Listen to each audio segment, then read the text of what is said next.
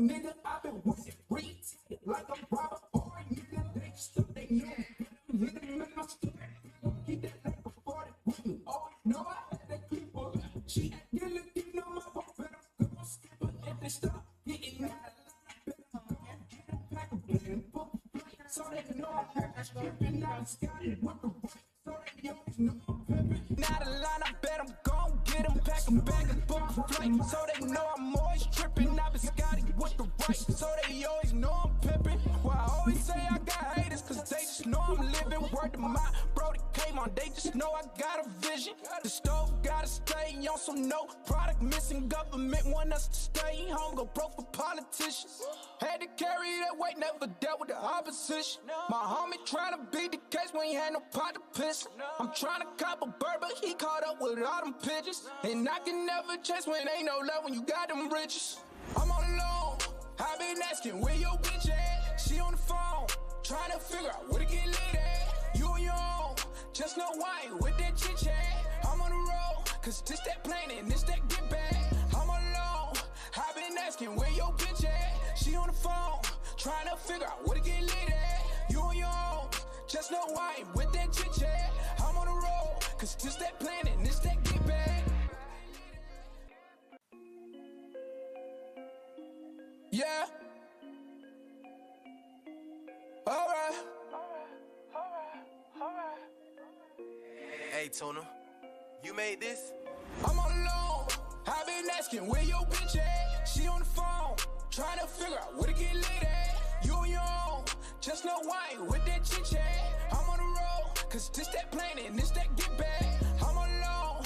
I've been asking where your bitch at. She on the phone, tryna figure out where to get lit at. You on your own, just know why with that chit chat. I'm on the road, cause this that plane and this that get back. It's a different day, no, it's same story, nigga. I've been winning, retire like I'm Robert Horry, nigga. They just thought they knew me, but I'm here to make my story bigger. Keep that like a 40 with me, always know I had that clipper. She act getting on my boat, bet I'm gon' skip her. If they start getting out of line, I bet I'm gon' get them. Pack a bag and book a flight, so they know I'm always tripping. I've been Scotty with the right, so they always know I'm pimping. Well, I always say I got haters, cause they just know I'm living. Word to my brody came on, they just know I got a vision. The stove gotta stay on some no product missing. Government want us to stay home, go broke for politicians. Had to carry that weight, never dealt with the opposition. My homie tryna beat the case when he had no pot to piss. I'm tryna cop a bird, but he caught up with all them pigeons. And I can never chase when ain't no love when you got them riches. I'm all alone, I been asking where your bitch at. She on the phone, tryna figure out where to get lit at. You on your own, just know why with that chit chat. I'm on the road, cause this that plane and this that get back.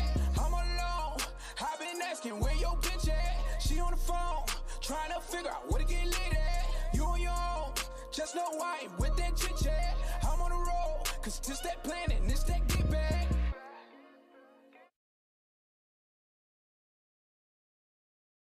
Gotta stay on some no.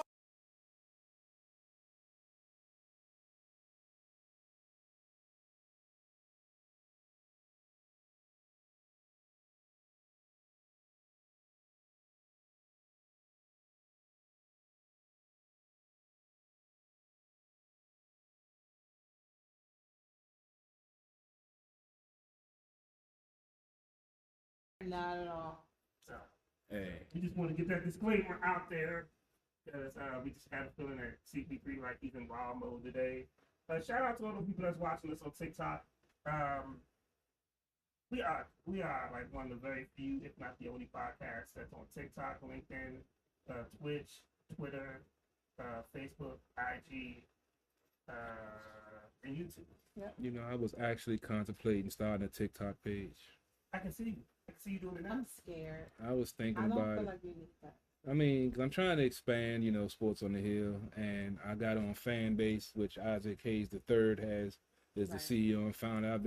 I'm an Isaac Hayes fan, so when I found his page and saw what he was doing, and he's actually been on a couple of financial shows on CNN, talking about the growth of his platform. It's similar to Instagram, still has some glitches in it. I'm still trying to figure it out. But you know, I'm trying to expand. So you know, I'm trying to get on some different platforms, throw some stuff out there.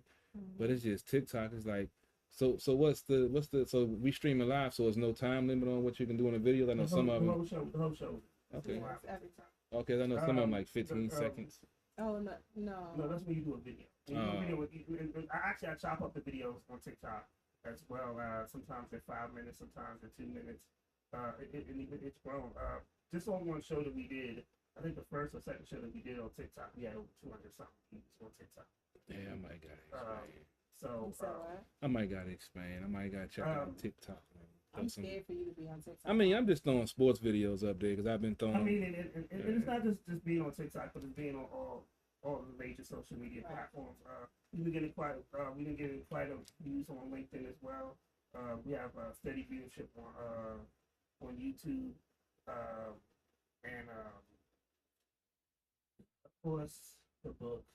Yeah, I don't even talk about that one. Yeah. Yeah, they was messing with me this week too. Yeah, we appreciate all the viewers to deal with all the restrictions we have on certain platforms that we've been dealing with. So the best place for you to check the show out after we've done the show would be the YouTube page. Right. Because it's unrestricted. There are times that we play music on here, and then even though it's been my own artist music, the book has came back and said that I didn't own the rights to it. I'm like, how? I paid for the beat. I got the receipt. Like, so these dogs were Man, they didn't put me down for one of my beats. one of my beats they didn't put a copyright on, and it's my fucking beat. So, yeah, but I it's don't crazy like because that. you know I've seen DJ whole albums on here, and No problem. no problem. But we're providing a platform for independent music, and they they Shut it down. They shut it down. I mean, of course, when we were at our height, they suppressed our viewership like dramatically. We were at our height, we were reaching almost 1,000 people a show, and then of course, when you don't pay for ad merchandise, they will suppress They get mad. Yeah. But then they start trying to mess with all three of us though, at the same time. Oh yeah. I don't like that. I still take responsibility for the beef we have received from a certain person. Well, yeah, you was like after this Because person, see, and you it's too. it's and kind this of like and that. it's kind of like my current situation where he kept on poking and prodding at me, kept on sending me restrictions on stuff from 2, 3, Steve, 4 years ago. You act like this is not a whole This big nah, entire this is entity. this is personal. Oh, it's This So is you think he's personal. personally coming? I think because now it's just going to Instagram. Before, what they wouldn't mess with, now they flagging me for posts on posts on Because Instagram. Facebook owns Instagram. I know, but at first I had never had no flags So on it. now All of a because sudden, of that, it's Be- personal. because I don't respond to the ones on the book anymore, so they can't shut my page down. As long as you don't respond to them, they can't restrict you. So now They'll I lock you figured that like out. They tried to do me.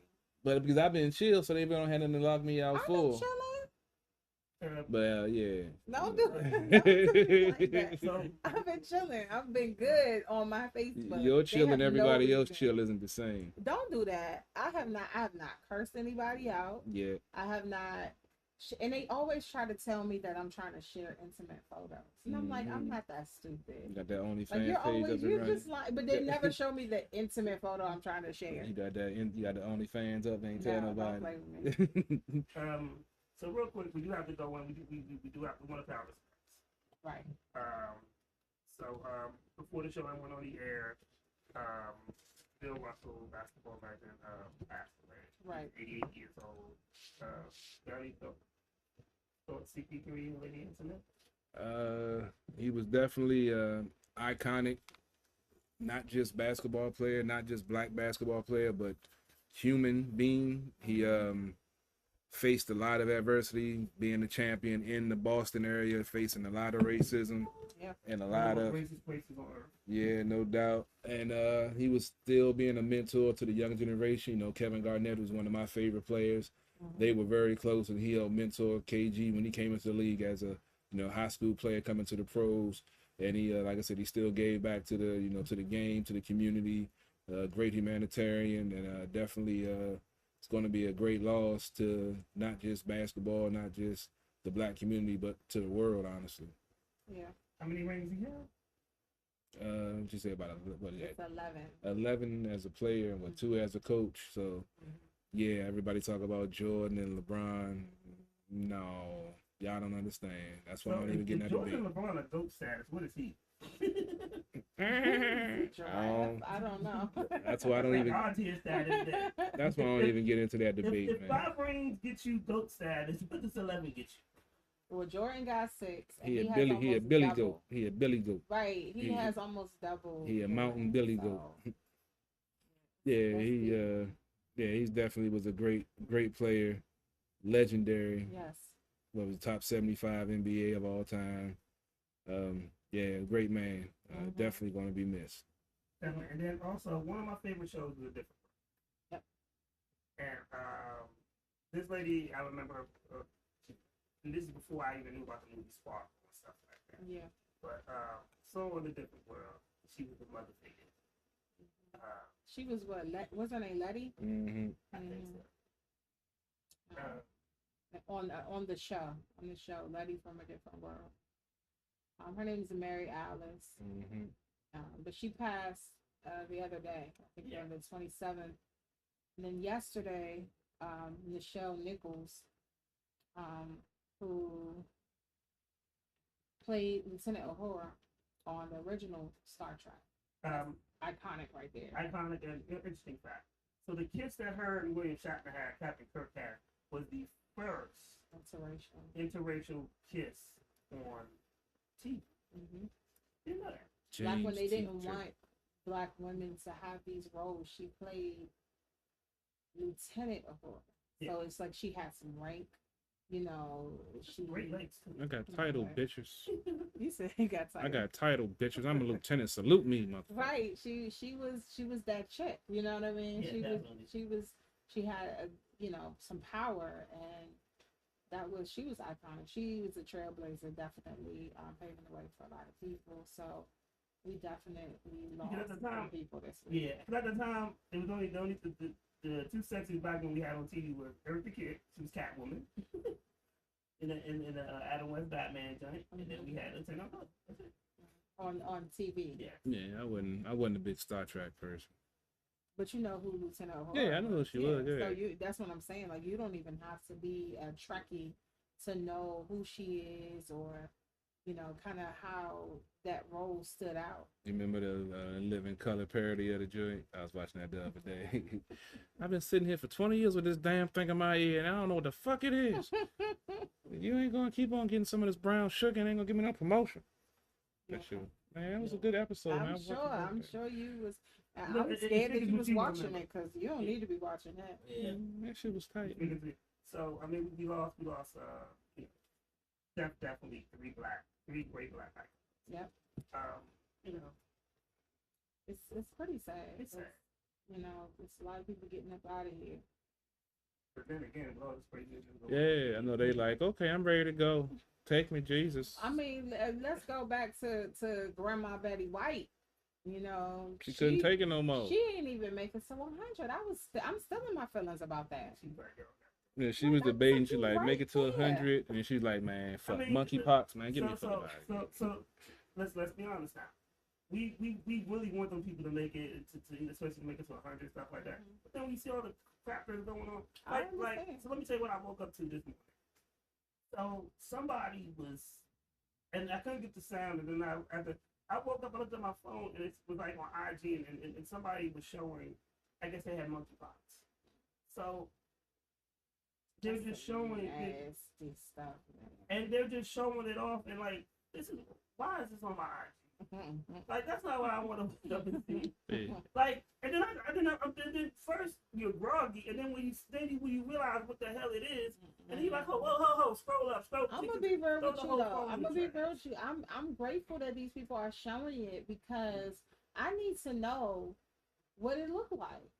I need everybody to know. I need people to really be afraid of this. See, COVID, you couldn't see the effects. And look how people treated COVID. They were like, whatever, I'm gonna still be out here, naked face, and the whole nine. They were protesting the fact that you had to wear a mask at the height of COVID. So I need them to show something visual, because these people not gonna take it serious. They still not gonna take it serious. They took Ebola serious. That's because it was eating flesh. what monkeypox looks That's like. because they say they came from anything from Africa. They're gonna be scared of.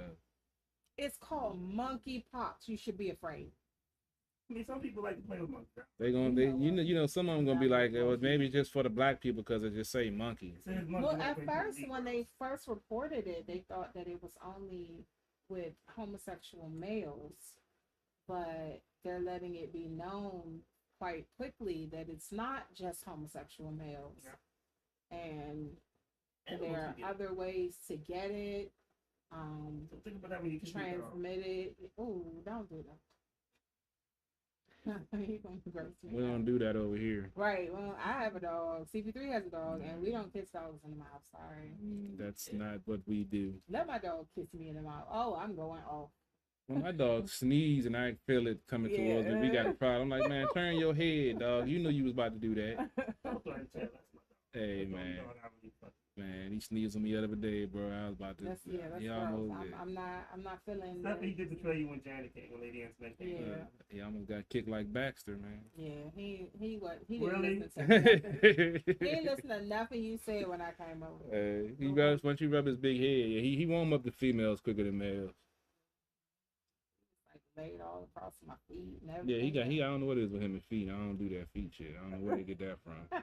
I mean, they said the dog was flex, like following. Hey, I give a foot rub, but that's about it. That's what he was trying to do. Yeah, he be trying to lick feet. Well, Yeah, I don't be I doing think that. you did like try. Yeah, I my- don't. my Yeah, toe like I maybe. I said. was like, what are you Did doing? he see you do that? Nah, that was before I had him. Nah, I did it. That was before. Wait. I tried it. Wait. I would no, try it. no. I'm not gonna knock it till I tried. I tried it. I didn't like it, so I That don't. was before I had him. I told him I So ain't you gonna. are out here sucking toes. I We tried knew it. I wasn't gonna knock it until I tried it. I tried it. I didn't like it, so I don't do it no more. Simple as that. So you had to look ass and suck toes? Yes. Fresh out the shower. Backwards. Fresh out the shower. You're so backwards. I will lick you from your neck to your ankles. Ankles. And then you get to the ankle, you back.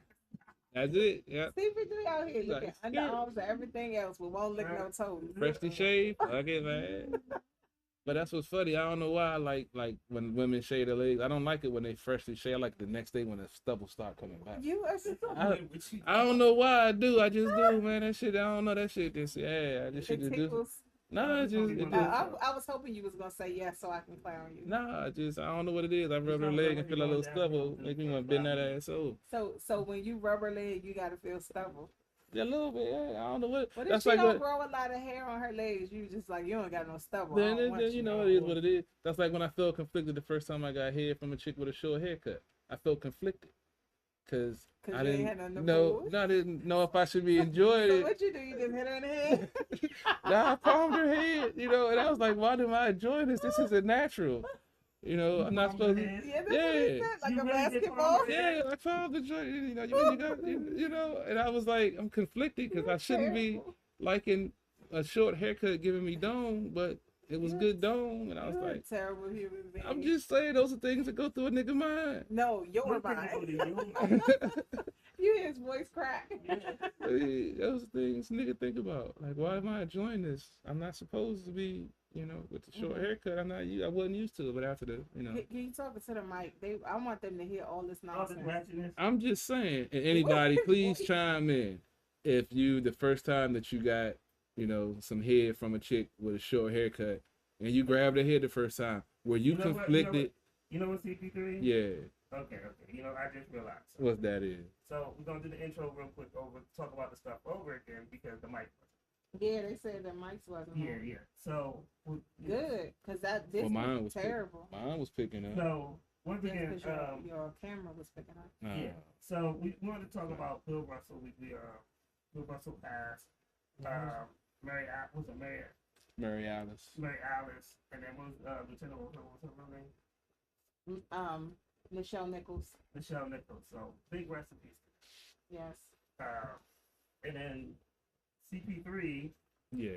just went on this crazy rant about ass to feet Man, if and you bald-headed girls giving him dome, yeah. him palming her head. Yeah, Yeah. If you missed it, go back to my YouTube channel. You can check they it don't out. need to hit her. That's bad. It was a great segment because it's some real shit that we're gonna talk about. throughout this show today. You gonna talk about that throughout the show? We're gonna talk about different real topics that people don't talk about. I'm just gonna bring. Oh no, yeah. People don't talk about it because only people like you think about it. But it needs to be talked about. No, Yeah, you palming. that's something that needs to be talked about. That is something that has to be discussed. So, Right. Awful. What? I'm just saying, these are real things that niggas need to talk about. Okay. Man. the real things. Yeah. I don't think so. I don't think there's real things that everyone needs to talk about. Like when you sitting at the table with your girl and her 5 and she say daddy and both of y'all answer. Is that awkward? Yes, it's awkward, but who really goes through that though? Would you answer? It happened one time in my life. It happened to you? Yes. You stupid for answering. It was a reflex because we lived together and we went over at parents' house. And she said, "Daddy." Yeah, and I was like, huh? And her father looked at me. I was like, oh shit. We live together. What the fuck? It happened. No, because if I'm her father, I would think that you can have every other nickname Except daddy. Especially in my house. Yeah, fathers are not gonna like that too much. I know. He What didn't. Yeah, I know. I If mean, you had to do it and somebody did that, what would you do? that wouldn't happen. That's what you say. I mean, Garrett, let me tell you this. Let me explain this to you. This is how it works with children, okay? The stuff that you do would come right back at you. Okay? See, I'm better at it though. So. No. You're not understanding what I'm saying to you.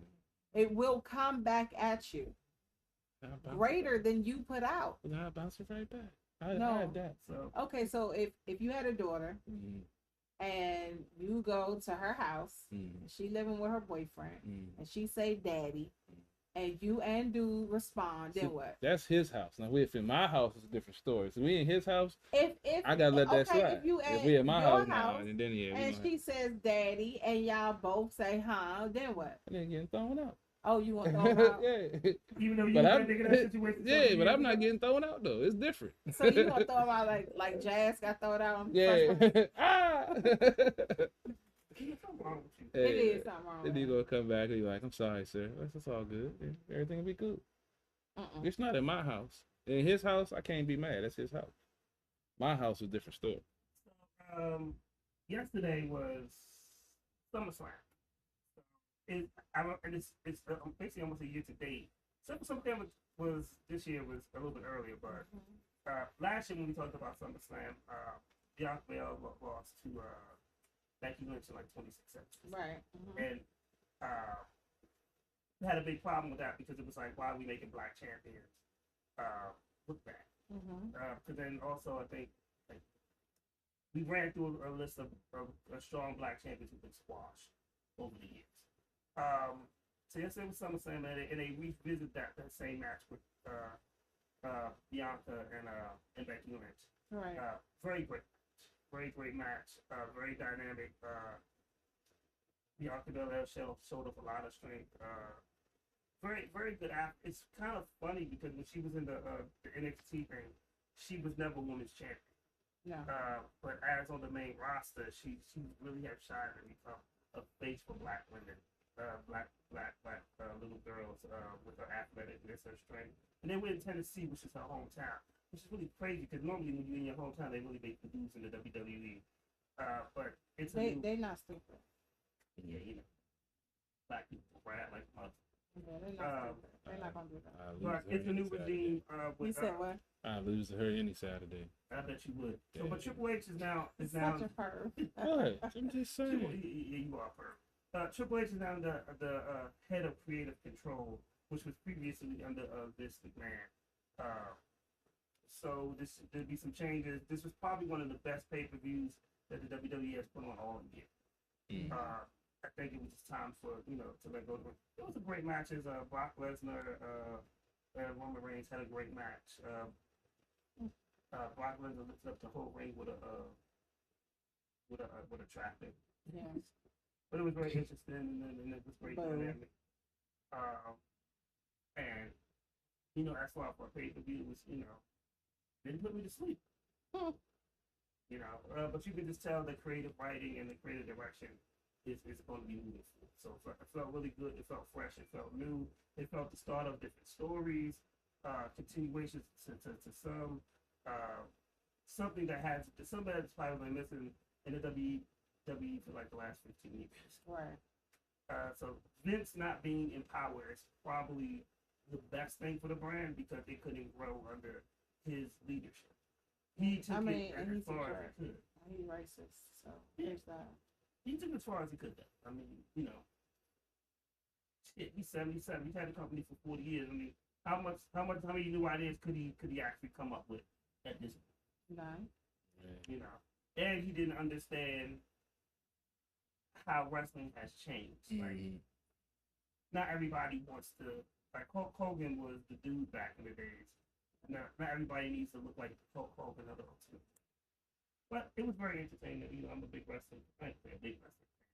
I'm a wrestling fan. I'm not as big as it. But it was, you know, highly entertaining. DJ Premier dropped a great album. 27 songs, but one of the songs I believe has Lil Wayne and Slick Rick. Mm-hmm. Good project, solid project. I'm very impressed by it. You know, I mean, over a Premier beat, you can't go wrong. Yeah, we can. And got a joint with Nas on it too. On the project. It's nice. It's a good album. But like I said, it's not too long. It's only like 7 songs. So that was kind of mad about that. Like 17s. But you know, it's a solid project. We were talking about another album that dropped. Oh yeah, let's talk about that other album. Uh-huh. Let's piss off the Beehive. Beehive, whatever they want to be today. So one, you know, Beyonce dropped a new album. And it's a dance album, so the chance of me listening to it is probably negative to none. So, but there was a controversy because Khalees said that part of her song was used, or people saying part of Khalees' song was used, or whatever. And then she didn't give, that Beyonce should have contacted her and all this other stuff. Obviously, this is why she's not in the music business anymore, because she doesn't know the music business. Because clearly, Beyonce, who's been around the last 20 years, has a legal team. When they go into album mode and they need beats and stuff like that, they contact the producer, whoever owns the publishing, to that particular beat. She was signed to Star Trek.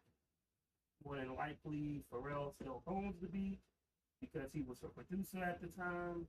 So clearly, why would Beyonce need to contact Khalees about using a beat when she contacted the producer who actually made the beat, because Khalees doesn't own the beat? Right. That's the difference. Like, if you own the beat, like if someone wanted to use the sample from Hard Knock Life, they can contact Jay-Z because Jay-Z owns the rights to use that sample anytime he wants. Mm-hmm. And he can license it out to anybody to use. If somebody wants to use a Beatles song, they have to contact the Michael Jackson estate because Michael Jackson bought the catalog and the rights to the Beatles. Right. Obviously, Khalees doesn't own the rights to the beat or to her own music because she would have been in the loop about the contact. Yeah. There are people that still get royalty checks off. But that still get royalty checks off of, like when the song does big and stuff like that. What's that dude name? So what's the Afrobeat artist or reggae artist? What's his name? Burna Boy or something like that? He just used a sample from Tony Braxton. Right. And he says Tony Braxton gets 60% of the royalty. Right. He contacted her team. Yeah. That's the proper way. Mm-hmm. They said, this is what we want. He agreed to it. Right. That's how that goes. And that's how that goes. So that means she owns her masters. She owns her publishing. She owns everything that's connected with that particular project. Khalees did. Right. Khalees didn't make any money off of it. Yeah. She only made money touring. She didn't make money off of album sales, which has come to light now since she's been kind of going off. I'm gonna say this. A lot of artists are given a heads up, but they're not asked permission. I feel like Beyonce's team could have given her a heads up. Yes, they were not obligated to do so. Out of respect, I would have given her a heads up, but under no means did they need your permission. That's unfortunate for Khalees, but that's not the point. Giving a heads up for what? That they're gonna use her song, which a lot of people are debating. They're like, we don't really think that's an actual sample. So I want to go back to what you just said, though. So Khalees did only make money off of albums. Most artists only make. I mean, No, from they touring, didn't. sorry. Most artists only make money off of touring because Right. you can. A lot of people who, if you do have a great album set, you took the advance, you're paying the advance back. Right. And a lot of people albums may not sell, Mhm. but they tour really good. Right. I remember Jermaine Dupri said, "I don't understand why some of these artists don't tour because that's a whole bunch of money that these people are leaving on the table." Yeah. Which is true, and that was back in the early 2000s. He was like, a lot of artists are lazy and they don't tour. Yeah. Like you said, they don't understand the business side of it. You know, one of the things Public Enemy said, Chuck D, salute to Chuck D, he said, man, one of the first things we did when we got signed is got our passports. Yep. He said, once we hit overseas, boom. Yep. Because and honestly, a lot of artists, that's where they make their money, overseas. Because we're so fickle out here in America, we will forget how great an artist is. Mm-hmm. You know?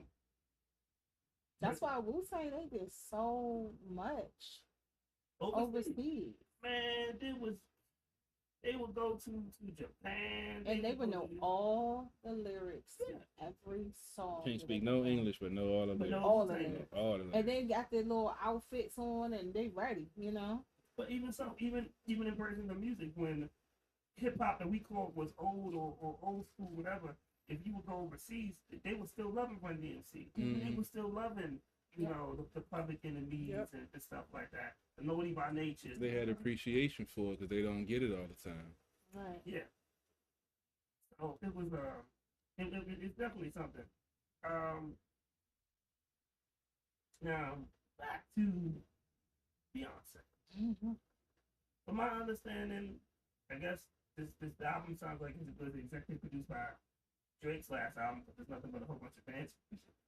So I don't dance, so I would never watch it. There was like two that I'm gonna have to go back. But folks are gonna eat that shit up. Me too. These millennials they're gonna buy it because that's the stuff they're listening to. No, now. I mean, it's not even. No, I can't even say that. There are people that have millennials as children who are rocking for Beyonce. You got to remember, on top of that, Beyonce's what 41, about to be 42 years old, and you got people that came up along with her, or maybe even older than her, that rock with her.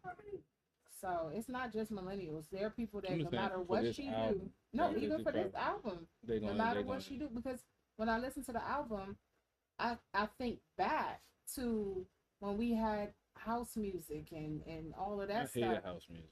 You did, but Yeah, I hate you it. can acknowledge that it came out a long time ago, My favorite song was "Time for the Percolator" though. right? But how old was that? Think about it. How old was that? So if you don't look even back know. to that time frame, you got people that were really into that scene a long time ago, and they're just probably eating it up now. Yeah, that shit. When they used to get on the dance floor and dance to that shit. Yeah, Oh that's my the only God. reason why you like that song. You didn't Man. actually like the song. just You like what the freaking- song brought about. Well, I like You the just song like too. the way the women dance to the Well, song. actually, I heard the song on the Reddit before I actually seen it, and where they And dance you in was the club. partying to Yeah, Yeah, it. well, I was at work, and And you it was late night. and How did you respond to you? It was like time for the percolator. Like, oh, this shit rock. You try to get hyped up when you pull in the order and shit. Like, time for the percolator. My niggas was like, yo, that's a dance song they be playing in the club. Like, for real. Like, man, I'm trying to wake the fuck up and get the fuck up out of here. That's why I used to rock, man. But then, yeah, in the club, I was like, God damn, these motherfuckers go crazy for this Yeah, song. yeah. So at the same time, you probably should like the Beyonce album because if you go to the club and they play these songs, you might see some things. But here's the thing too is so going to the club puts a different perspective on songs. when you Yes. hear 'em. Yes. So I remember when first time I heard Lollipop, I was like, "This is shit." But then hearing Lollipop in the club, I was like, "Oh, okay, Okay. Makes sense. yeah." Yeah. You know, but when I saw the video, I was like, "This nigga y'all said was better than Jay. This shit right here, get the fuck out of here." Yeah, there are some songs that I just it's okay. And then you go to the club and you're like, oh, okay, it brings a whole new appreciation for the song. Oh, real talk though, Lil Wayne. The artist. Check that later. Mm. Lil Wayne actually gave a there's a story about when Lil Wayne shot himself. The officer, Officer Bob or Uncle Bob, was a white guy that saved his life. Don't laugh. You going to wait till the rest of the Okay, story but before you laugh. I didn't know he shot himself. Yeah, when he was 16. Yeah. So no, I think he was younger.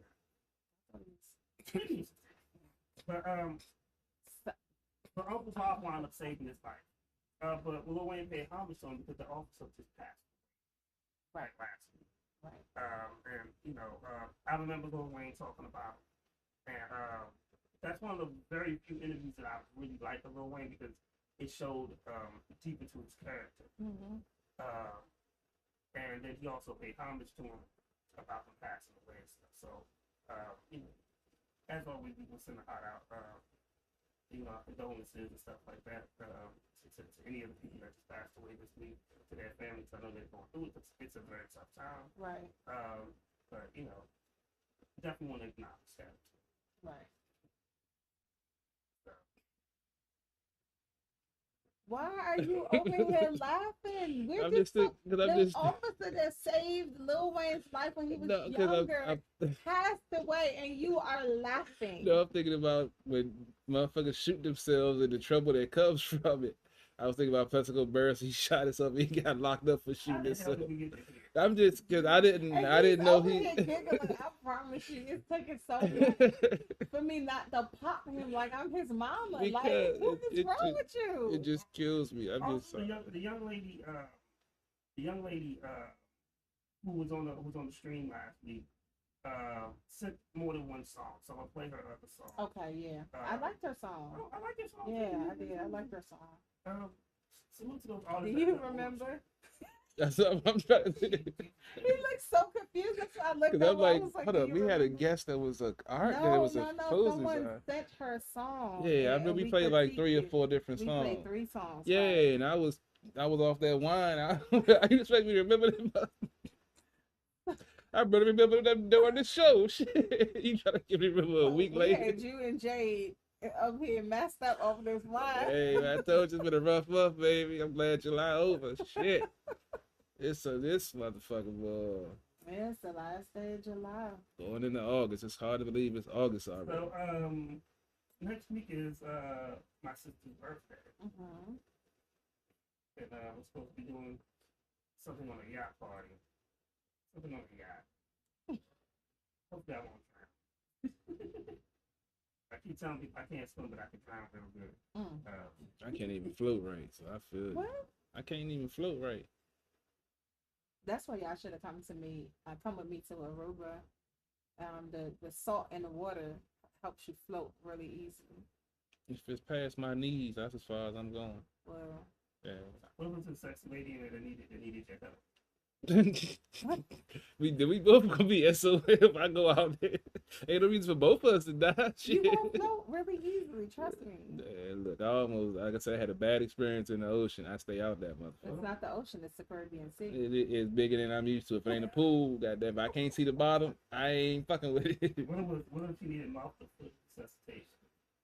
Yeah, she definitely on her own. You want to do that for her? Hey, I call my boy. He got a foot fetish. He love feet. Not I. That ain't my thing. Can you bring the mic closer? Because I'm scared I'm scared of what? that they Did can't you, hear this mess. What? This is some real shit that I'm passing along. I didn't say it wasn't. Would you let a female walk on your back? Yeah. Would you let her suck your toes? Nah, that shit ain't sexy. suck on something else, but not my What would you toes. say? She said suck your toes. I've had some ex to suck on my toes. All right, no, thank you. And How do you say no thank you? I just say no Did you thank you. snatch your foot back? Like a Nah, I little mean, girl? I get a foot rub, but you ain't. I mean, if you rubbing my feet and you suck my toe at the same time, I'm not gonna be mad as long as you rub my foot. But if you can, Oh, so you're not gonna stop her? no, if she rubbing my foot, that's one of my spots right there. You rub my feet, yeah. I'm so disturbed. That's what they right call me, now. foots, man. I told you I got bad feet, dog. That shit is like an aphrodisiac. They rub my feet, suck my dick, boys. What? How did we get there? You know what? We done talking to you. Okay. You asked about my feet. We done talking to you. Yeah, that's my Okay. spots, man. So Well, the ladies now know. Yeah. I'm sure somewhere out there, there's a lady like. I think that nigga had cornrows back in the early Yep. 2000s. Somebody nigga telling- recognize I think I Hey. did that to him, and he ain't took care of this kid ever since. you. Man. Hey, man. Come on back through. My feet hurt. Oh my Yeah. God. So we do have something new now. We have something new. Hmm? So, and you should really like this. Dig into it. Okay. So we have an artist, acclaimed artist, Prince CD, vocalist, guitarist, songwriter, music director, from the Democrat of Congo. He plays music. His music plays in several different countries in Africa. Okay. It's exclusive, right? So nobody else got this. All right. I like it. And he's actually made an appearance on the Voice in Africa. Okay. So we're gonna play his song. So that's the one thing I love about the show. Like we play music from New Zealand, we'll play music from Africa. It doesn't necessarily have to be American hip hop or Right. R&B and stuff like that. But this is a world premiere for us. There you go. So Well, we're gonna premiere this right here. nationwide. Nationwide. He's also married to somebody we know. Oh, shit. Oh, really? Oh, yeah. Oh, Jay James. really? Yes. Oh, Lord. Oh, boy. Yes. The good old fashioned stylist of Jay James, you know? Mhm. She can hook y'all up for some fashion. So some of y'all won't have to always look like family. Y'all go out on You dates. know what? All look alike and shit. You said all look alike? Mm-hmm. Man. You know, they She just can hook you up. Some of y'all might even get jeans that actually fit. Oh, That ain't gonna happen. Yeah. But you don't have no face. Nah, but they don't even make jeans that fit no more. You know how hard it is to find a pair of straight leg jeans nowadays? Or boot Where or you boot. going? Where you going? Obviously, they're not the right place. you definitely not going to the right place. Right, they out there. I'm about to go to Burlington. Some shit. I You don't said know. Burlington. At least they got a rack. But, Nigga broke. About to hit a thrift store. Shit. well, if you go into the thrift store and you need somebody to do the shopping for you, There you you go. can contact Jay James. See that beautiful segue? Yeah. Ta-da! Mhm. You see, and here's the thing, you won't even have to go. Mhm. Just tell her what you want, and she gonna get it for you. There you go. How does that work out? Ain't that amazing? I wish they had that for other type of services. You know it. Bye. I was just thinking, so. It's called escort service. Yeah, I'm muting your mic now.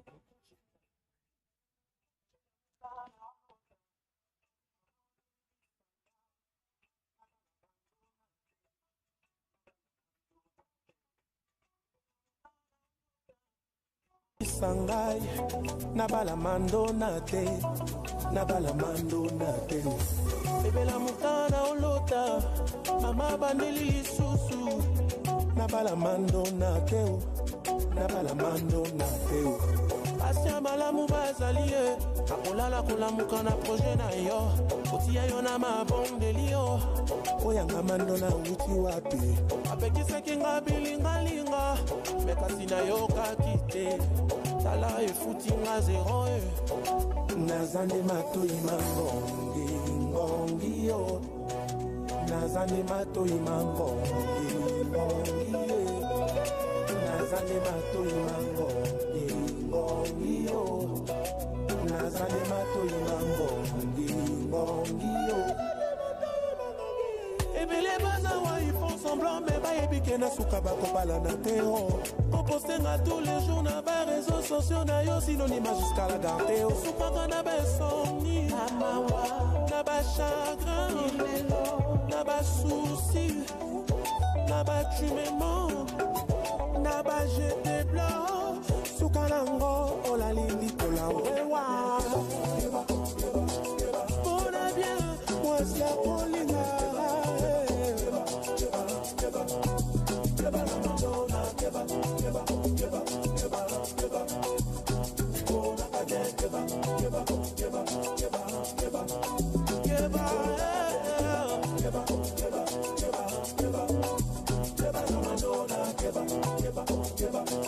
bakota mabele likolo bozanga koyeba kopona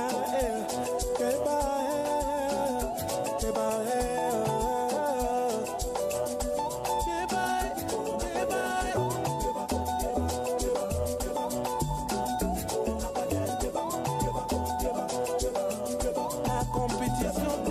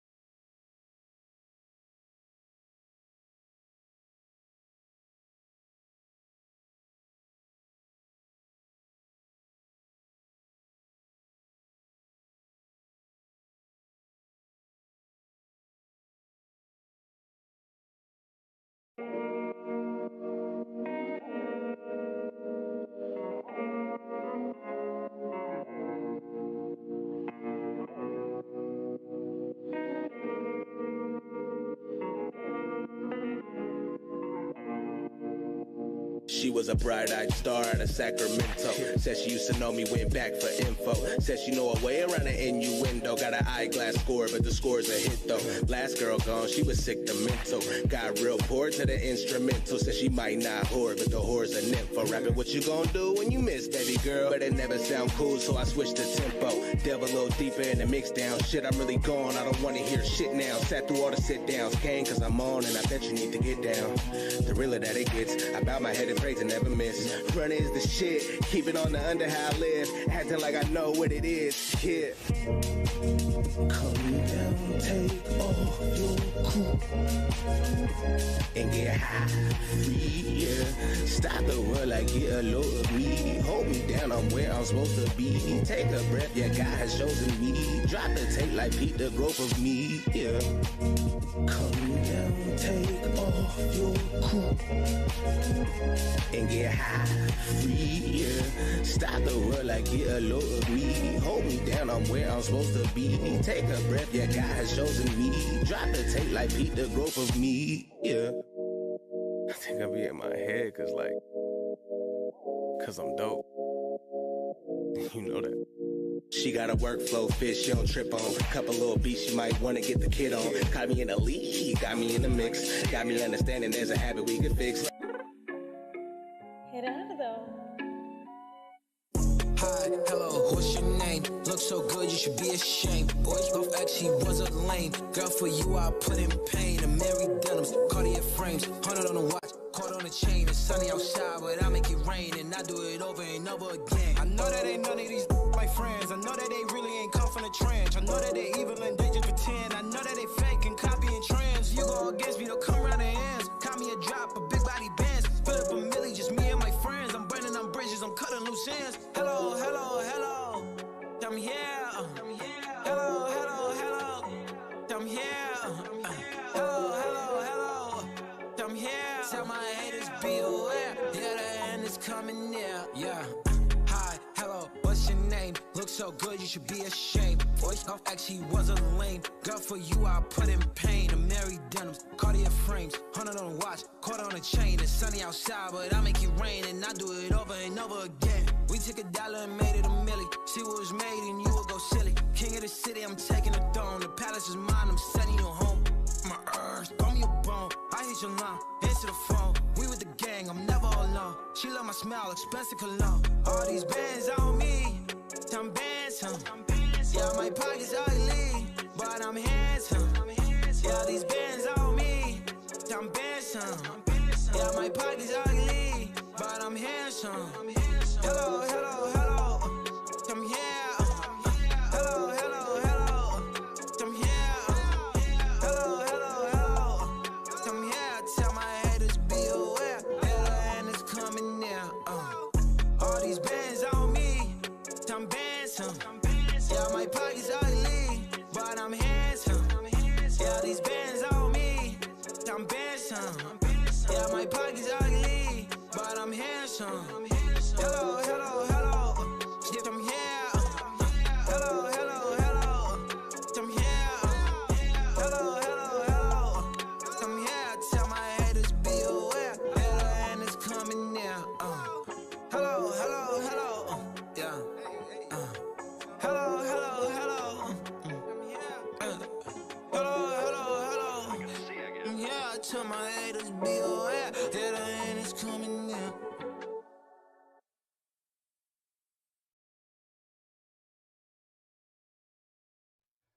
I want you to get this fuck where he breathes. I want you to find this Nancy boy Elliot Ness. I want him dead. I want his family dead. I want his house burnt to the ground. I want to go to the middle of the night. I want to piss on his head. Yeah.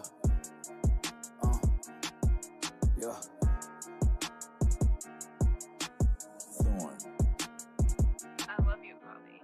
All my bitches all wear designer, we don't do knockoffs. Switch about a little paper, man, that is not law. Got a young nigga who don't play, bout to pop off. We about to go and make a play, that's a drop off. All my bitches all wear designer, we don't do knockoffs. Switch about a little paper, man, that is not law. Got a young nigga who don't play, bout to pop off. We about to go and make a play, that's a drop off. They always wonder why I act like this, cause my block hard. They wonder why she always in my whip, cause that top's off. I'm always clipping, gripping on that glick, don't make it hot dog. And if she acting like she with the shits, I got that hot sauce. They always know I'm in touch with the streets, don't need no iPhone. If he always show a nigga love, you know I ride for him. Got a couple your homies turn on you, they ain't gon' cry for you. Run around like you the man, rub it down and go and put the iron on you. Had to live to learn a lesson, this is what you die for.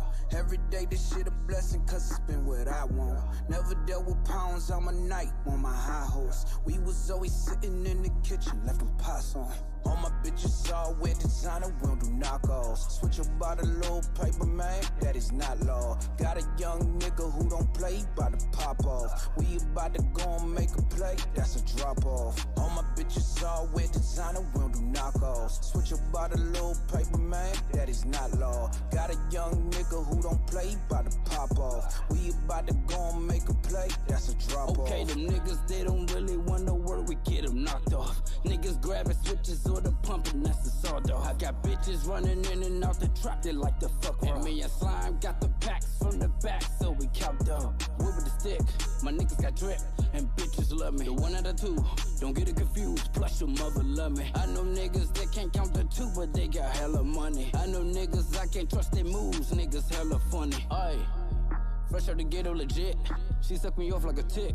She love when I hit and don't miss. She love when I pull up to the curbside. Tell her show me her tits. He fresh off the perk, he stuck in the jam. He about to run in your shit. Yeah, yeah. All my bitches all wear designer, we don't do knockoffs. Switch about a little paper, man, that is not law. Got a young nigga who don't play, bout to pop off. We about to go and make a play, that's a drop off. All my bitches all wear designer, we don't do knockoffs. Switch about a little paper, man, that is not law. Got a young nigga who don't play, bout to pop off. We about to go and make a play, that's a drop off.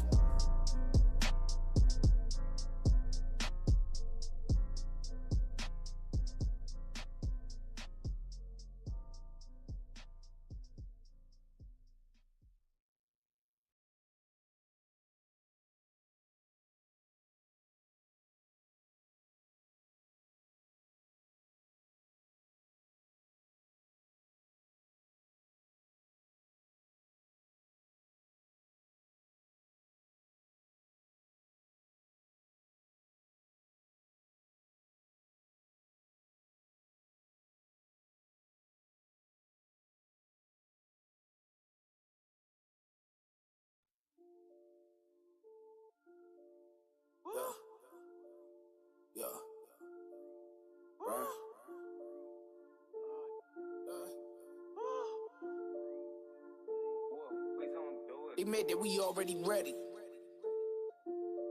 They mad that we already ready. They mad that we already ready. Yeah.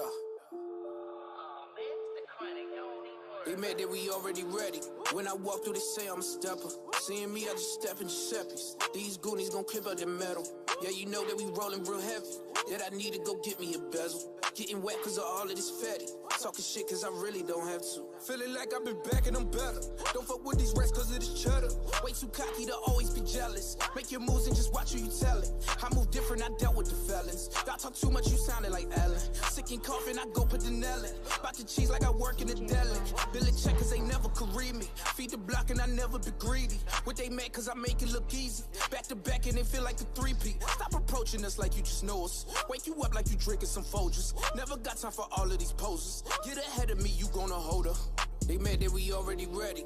When I walk through, they say I'm a stepper. Seeing me, I just step in Giuseppe's. These goonies gon' clip out their metal. Yeah, you know that we rollin' real heavy. That I need to go get me a bezel. Getting wet cause of all of this fatty. Talking shit cause I really don't have to.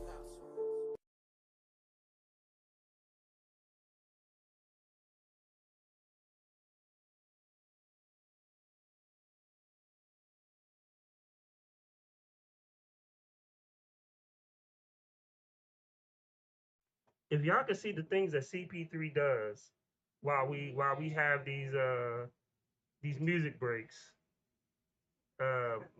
we might go viral. Sometimes they get on my feed, on my YouTube channel. Sometimes I bring up the time the scenes feed when the music is playing. So. And you You did. You the crazy. Good music playing, man. I was feeling that. So I really want to talk about the first song that we played from Prince CD, all the way from the Congo. I love the vibe. Yes. So you go first, lady. I mean, you know, I love the Afrobeat. I know that's why we did it for you. Yes. Yes. But I will say, as far as lyrically speaking, it was a good flow. I just don't know what to say. Yeah, I don't speak French. If you speak French, I'm sure that you may have some wonderful things to say, but it makes you want to up your game, your linguistic game, when you listen to that, because it draws you in. It's like, oh, what did he say? Well, the thing about good music though is, even you may not understand it, but you can feel it. Right. And you can feel it, like the beat, the tempo, the flow. You can feel everything. Correct. So I was like, yo, that's why I was thinking about it. And then we had CP3 over here. I don't know if he was feeling it or reminiscing over some girl, because I know it was a sexy little track. So you was combination flashback, and it had kind of like a soundtrack feel to it. Like I could see it, like on a movie, maybe a movie about Africa, maybe see like nice little scenic view, sun going down and shit. He done came up with a whole video. I told you, man. I'm on Jupiter. You know what? Don't CP3 go from ratchet to professional real quick? But like, then it back to ratchet. Yeah, they go right. Brought me there, man. The music just brought it out of me, baby. That track had me feeling it. I didn't know what to expect. I'm not a big Afrobeat person. I don't listen to a lot of that type of music, but it was a nice track. And, I definitely enjoyed it. I could see me getting turned up, starting my morning. We saw you getting turned up. Yeah, man, that's like some good inspiration shit. You didn't know what he said. I didn't know what he said, but I still. He could have been singing about sucking on toes. Now, how you feel? He can do what he wants. I'm gonna just definitely get ready to it. I bet you is. Hey, as long as you know where I'm trying to go, I ain't sucking on toes. But I do agree with 151. You can feel it. You may not know what he said, but the flow was good. When music, honestly, most of it's modern rap. I don't know what the fuck they say. So, but no, honestly though, music, like when it has a feeling to it, it's something about it. So it's a universal language. So when you have something that you can feel and you definitely like, you know what? I feel the vibe. I feel the concept, the vibe, the energy. It's something that that can be worked out. So we got a special guest in the building. Yeah, he actually put me to work. That's why it was taking so long. But I saw this gentleman about 2-3 weeks ago. Actually, we were just talking about it last week. See, you do me one favor. Could you close that door and hit the thing to So this young man, he basically, well, I'm be honest with you. So when I saw him, when we went to the event at Martini's, he just kept moving and moving and moving. I thought he nigga worked there. I'll be honest with you. Fuck. And he watching him and stuff. But then I watched him, and then when I figured out he was actually there to perform and stuff, I was like, okay, you know. So I took a little bit of pictures and stuff, and I don't know if I asked him or he came by to take a picture, so he would take a picture with me. And then he asked about the picture, and he was like, I'll let him follow at the bar, and once I post, I'll tag you and stuff. I sent the picture. Right. He immediately did it. So one of the things that I bring that up is because one of the things that was lacking in when people complain about stuff with the DMV and artists and stuff like that is that the lack of network, because this is before people even really know who I am. I'm just guy. This is before Eddie Kane, who tells people, yo, this is one of the best podcasts. This is before people know that, me and Well Connected Kev, like, we go way back, and I'm actually there with George as a partner. And they find out filming the whole event. But he's one of the very, and granted, I do some artists, but he's one of the very few people that made their way around the room before the show started. Right. And that's where people lose themselves because they don't network. They don't build their brand. And we talk about it every single week. Yes. You gotta network. You gotta put yourself out there. Not everyone is catching on. They don't even understand that part. But I watched him like network and work the room, and then when he performed, what made him win was he was the first person to take the crowd. And what I mean by that is, so everybody else song was the same. They got the fake Migos flow. Everybody's too cool. Some people didn't have no energy, and he came with a banger, and he got the room jumping. And after the performance, everybody tend to have better performance after that because once the room gets lit up, it's a whole different energy. Right. As we were just talking about with that, like the first song we played by Prince CD, it's a feeling, an energy. And once he did that, the room changed. So then, by right, but most of the artists afterwards had a different feel and had a different energy now because they're trying to make their performance similar, equally, or even better. But listen, hey Marco, I welcome you to At the Bar. What's good, y'all? What's good, y'all? Hey Mako, y'all 703 DMV. That's that IG, baby. And one thing about him is like once he performed, he made fans, but then he had a QR code on his phone, and he worked the room. Yep. One minute he was standing next to me, then I looked and he was over there. Then he some other girls, he was there, but he worked the room. Right. The whole purpose of these shows is to grow your fan base. It's not to win; it's to grow your fan base. Right. To have people who didn't know you when you walk out the room. Right. So, if you playing the ball, how am I get to know you? Or how am I gonna follow up? If I really like you, how am I gonna follow up? How am I gonna get your music? How am I gonna actually be a fan if you're not telling me? So you won't. Yeah, so definitely. So we welcome to your show. You are the certified indie tour winner for the DMV. Thank you. Thank you, y'all. Yes, as y'all know, I did won the certified tour DMV edition showcase over at Martini's in Fort Washington, Maryland, and it was a great honor to be a part of that show and to network myself and to make connections and to make new fans, because like you said, like if you can't network yourself, how you ever be big?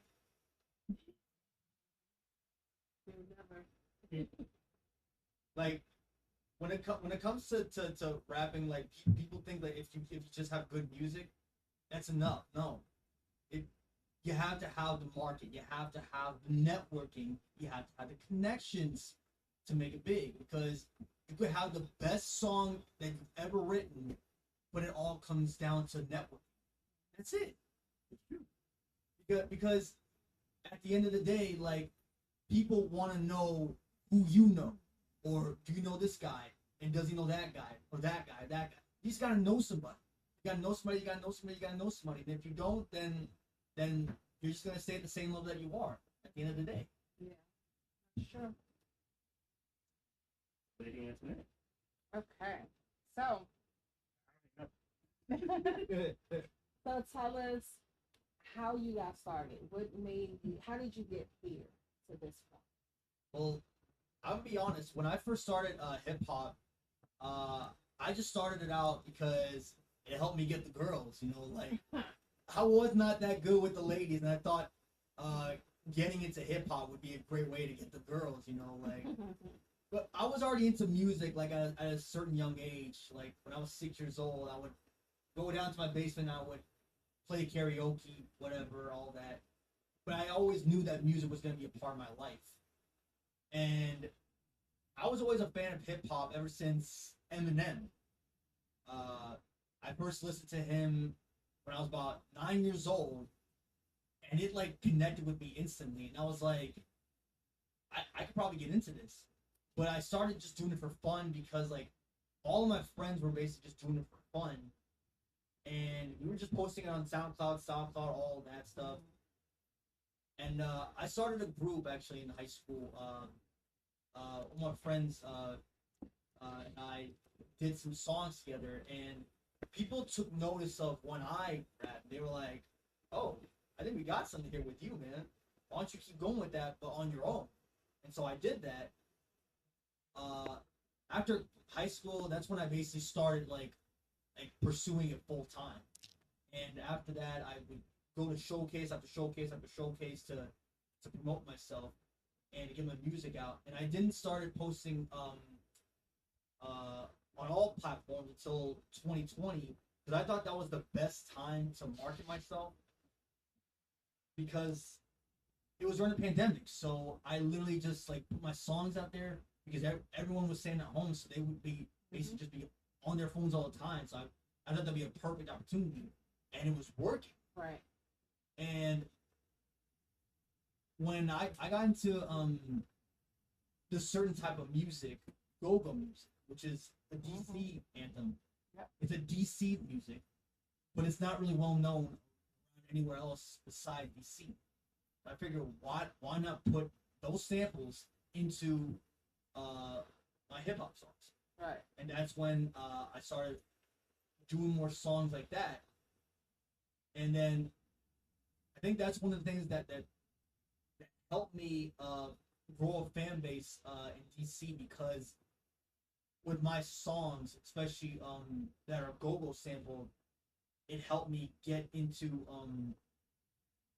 certain places, and it helped me connect with all these people. And then that's what led me to drop my smash single, She Bad, of this year. And I noticed that I started hearing it outside of my friends, and I started hearing it more in clubs. I heard it a couple of times, especially when I went to Martini's. Before I even performed, I heard that song, and I was like, oh, I think I got something with that song. And so that's when I performed it at Martini's during the showcase. And I did not think, I already performed, like, and I already got the crowd involved already before, but that was probably the best performance I've ever performed in front of that type of crowd. Because, like, I've never seen an audience get so hyped and so energizing because that's what I always want. I always want to bring the best out of a crowd, out of an audience, and like I felt like the energy, the positivity was in that room when I performed that song, and I just couldn't stop. But granted, I did like had to cut my set short because I was about to like literally get sick and stuff. I'm about to throw up and whatever. So that's why I had to stop the show. I had to stop my show. But everyone was so hyped about it, like they didn't even care, honestly. They did not care. Like that. And I was a little disappointed. I couldn't finish the whole show, but I was glad that my performance set the bar for after that. But I tried my best to see. Granted, it's when I was at the showcase, I was really focusing on other artists too, because like I didn't want to just focus on me. I wanted to focus on other artists, and I noticed that they were not getting that kind of vibe from the crowd. So I tried my best to get the crowd involved while they were performing as well, because like they had good songs too, but they weren't getting the best from the crowd. So I tried to get the crowd involved as much during the show. And granted, was it as good? Was the crowd as good afterwards? Maybe not, but I like that they still participated every single time I tried to get them involved with it. But you know, that's a form of you networking too. You were working the crowd even before you went up or even after. So by doing that, the crowd now sees your face. They know you. They know that energy that you have. And it's actually a positive thing because you're trying to get them to support the other artists too. So that's a good thing. Can I chime in here real quick? So I would tell you like this: 60% of the artists don't know how to pick the right songs. It's a fact. Right. Not every song is a performance song.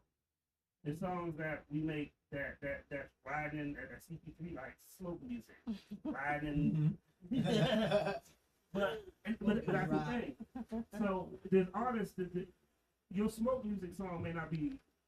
If we in a room full of people in a club, the smoke music song may not be the right song. That may be your favorite, but not be the right song to. I was talking to an artist about maybe 2 years ago. We was in Miami, and during his set, he did a love song, and then I pulled him to the side, and I was like, "What the fuck are you doing?" And he was like, "What do you mean?" I said, "Why you know, I just wanted to do." I said, "Well, we're to turn up capital. Right. These niggas don't sleep over here. These niggas, this is Miami. Don't nobody come to Miami for love. Like, if you don't make a turn-up set," and then so when he performed, when we went back to Miami several months later, and he did a turn-up set, he came to me and he was like, "Yo, he was absolutely right." Yeah. You know, but that's because 60% of these people, artists, don't know the right set or the right music to actually pick. You know, and as a person who, looking at it from, I've been a manager, I've been an artist, I've been a promoter, I've been a podcast. People are looking for something different. If you can't give them something different, then you just saying the same thing the other dude said, then why should I pay attention? You gave them something different, so that was something different. And I like that. I like that. That's the thing about me. Like growing up, like I was always different. Especially when I was in school, I was always different. That's why I got picked on a lot. But I was like, oh, you know what? Forget that, man. Because like, you can say what you want. You can say, you know, yeah, fuck that then. Fuck all of y'all, man. Because I dare myself be different. I always want to be different. Because if I'm not trying to follow a crowd. I always want to stand out. Because like, if you stand out, then they're gonna remember you for sure. But if you follow a crowd, they're not gonna remember you. They're gonna remember the crowd. Right. Me personally, as an artist, I always try to be as different as possible because, like, I don't want to try to ride a wave. I want to create one. Because if you ride a wave, you're gonna fall off like these other artists. But if you create one, you're gonna be a legend. That's my personal opinion. Because if who could be you but you, really? You got Snoop Dogg saying that. You got a question, CP? Kind of deep thought. I don't know if you just twist it. Well, a little bit of both. Yeah, a little bit of both. I'm actually very impressed with what he's been saying. Like you said, he incorporated the go-go in it to open up to another crowd to get him into places he wasn't getting into before. He's understanding, getting a different demographic. He's understanding how to, like you say, make his mark. And, that analogy was beautiful that you said about, creating your own wave and not riding it because you're going to fall off. You spend some knowledge. I'm not going to say I underestimated you for the interview, but I'm very impressed with the way it started off and some of the things, the way you're looking at it and the way you approach it. I'm very impressed with the way you are handling it. That's the journalist. CPT has like 6 different voices. That's the journalistic voice right there. He brought it out, man. He was dropping that knowledge. Yeah, he brought that. He was dropping. I was like, oh shit, hold up. No, it ain't gonna last long. I had, It is a good voice. Yeah, just like in old school when he straightened up real quick and get a proper answer. Right. So yeah, just I get that good professional joint out now. The rest is gonna be ratchet. So go ahead. Okay. Yeah. Good quote. So, my favorite question. What is your Mount Rushmore? Mount Rushmore. Ooh. Definitely gonna get some heat for saying this. So my Mount Rushmore, all time. Yep. I got Eminem. Okay. I got Biggie. Okay. I got Lil Wayne. And then I got Jay-Z. Those are my 4 guys because they inspired a whole generation. And nobody had seen anybody like them before or since. So here are my reasons for it. But no, it was good. It was fine. We've heard much worse. but I just want to break it down. So what made you choose Eminem? Eminem. Before him, hip hop was considered just one race. But when he came in, he made it seem like hip hop was diverse. It was diverse ever since then. And he was an underground guy. And when he got mainstream, he wasn't hated. Because people thought that mainstream hip hop at that point was too pop or whatever. But when he came in, he changed that entirely. And his freestyling and his punchlines, they're some of the best I've ever heard. And his storytelling from where he came from to where he is now, that inspired me. Like literally before my first name, A Mako, my first name was actually Infinite because of Eminem. And I'm not ashamed to admit that because Eminem has inspired not just me as a rapper, but as a person. Because I teach you something real quick. I know you're gonna do it because I was gonna say it too. Eminem was inspired by someone else. That's true. First of all, hip hop has always been different. Blondie, the Beastie Boys come out in '86. Right there, right in the party. You even have, I hate to say it, Vanilla Ice. No. I mean, real talk. You weren't there because you said you were 9 when you were listening to Eminem, so I know you weren't there for Vanilla Ice. But Everlast had a solo career before he did White Boy, he did the Blues, and then he did House of Pain. Right. That is true. And House of Pain, Jump Around Circus played everywhere. Yes. Still to this day. I was a House of Pain fan myself. Yeah. Not surprised. But like I said, Debbie Fab Five. The first time I heard the name Fab Five Freddy, she does it in the song. Blondie. So hip hop has always been diverse. It's just been looked at as mainly being black, but it's been diverse. It's we can go to Cypress Hill. Yeah. The other day I was riding with my good friend DJ Grip, and Kid Frost came in. This is for the roster, and I was like, I was like, oh yeah, his brother is Mellow Man Ace, who had Nancy Losa.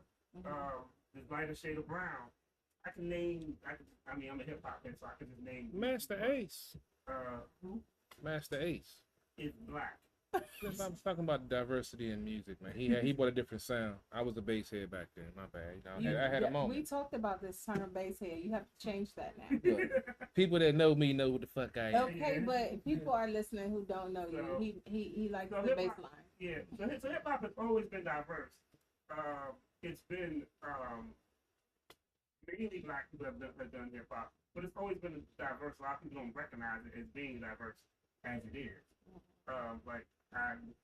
When Cypress Hill came out, I thought the niggas from New York. To be honest with you, I was shocked to find they were from LA because their first couple videos, they look like New Yorkers. And there's a lot of artists that we didn't know their nationality until we saw a video or a performance. That's true. That happens a lot in music. And so with that said, it was very diverse. And Eminem, he wouldn't have been as accepted as he was had it not been for all those acts before him. Yeah. It's true. That is true. Because we give them respect. I mean, Eazy-E had a white rapper named Terry B, and her album was called Murder She Wrote. That was probably back in like 89, early 90s. I want to stick to the 80s. She's like one of the very first female white rappers about. Actually had the album. Wow, she had an acronym. She had an acronym for bitch. It's like being in total control of yourself. Mm-hmm. Damn, I like that. But she was actually pretty dope. Eazy-E, he always knew how to find talent. He did. Like guys from he knew guys from Dr. Dre, Ice Cube, obviously NWA, but Bone Thugs and Harmony. Yes, he knew them too. That's one of his biggest. One of his biggest. His biggest acts. Definitely. So hip hop has always been diverse. I just don't want you to think when Eminem came in, all of a sudden we got diverse. Like the Beastie Boys fight for your right to party. Beastie Boys, Cypress Hill. You're making me think about it now. Beastie Boys actually opened up for Madonna. Yeah. For Madonna, and Madonna fans hated them, and they hated Madonna's fans. But they would still open up. They would throw shit at the Beastie Boys. Yeah. And they didn't care. Hey, Beastie Boys though, people need to understand. Beastie Boys did change a lot with hip hop as well, especially with Def Jam too. That's another thing too. Yeah, they were Def Jam. Def Jam, man. Like Beastie Boys, man. They were probably in my opinion, the best hip hop group of the '80s, and that's probably debatable too because you got Run DMC. Yeah, You got a lot of groups in the 80s. I can't give you that one. I can't give you that one. I mean, we got Run DMC. We've had a guest on our show that I feel like his group would be crowned. Okay. Furious Five. Like Furious Five. We would have to. We actually interviewed somebody from the Furious Five. Yeah. Furious Five. Yeah. Hey man, the Furious Five. The message, man. That's definitely my top 10 favorite hip hop songs of all time, man. But it's so many. But once again, it's all subjected to opinion. Yeah. That doesn't mean about. I just wanted. We love these moments because they're teachable moments. It teaches us a lot about hip hop. Hip hop, yeah. Right, but your Mount Rushmore tells us about you. Because those are the people that inspired you in some way, shape, or form. And you said, you kind of hesitated when you said Lil Wayne. Trust and believe, we've heard Lil Wayne before, and we're okay with it.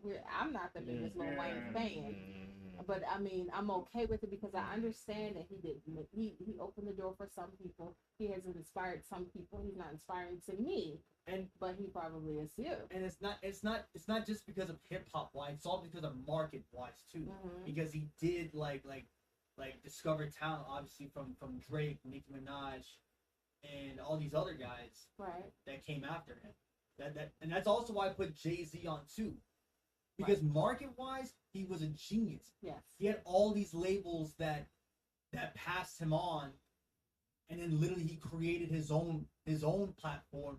Yes. And it literally made him basically a billionaire now today. Well, one thing about Jay-Z is that he understands the business of the music. Mm-hmm. Yep. That's why he surpassed a lot of people. It's not even because of his lyrical skill, because he understood the business wise. He knew one of the greatest lines he said was, "Can you match a triple platinum singer with only a single going though?" And really, because he had ownership back then, he could. But that seemed the longer picture. We when we had these conversations and we talk about people who understood the long game. Like he understood about distribution back then rather than getting signed.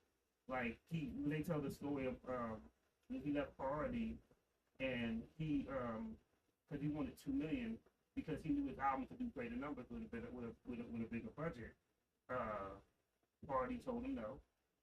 Because Rockefeller was originally on Party. And then when he saw the dude from Party, he told him the peace sign. And he's like, yeah, I thought that you was just telling me peace, no hard feelings. No, he's telling me, nah, nigga, I got that $2 million.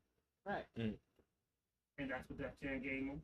And then Def Jam wound up getting bought out by Universal and stopped his road. But it's understanding the long game. Investments and like I was just watching something, the interview he did with Kevin Hart. Right. And he was just talking about, you know, Spain. He said, yeah, I own 50% of it. You know, and people are like, why do you just own 50% of it? He said, we partnered with a major champagne company. He's like, would you rather own 100% of nothing or 50% of something that's successful? Right. That's understanding the business. A lot of people want to be CEO of nothing.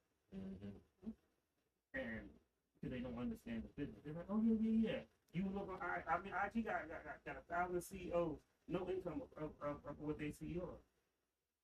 You know, a lot of people, they did LLCs, but they ain't got no businesses.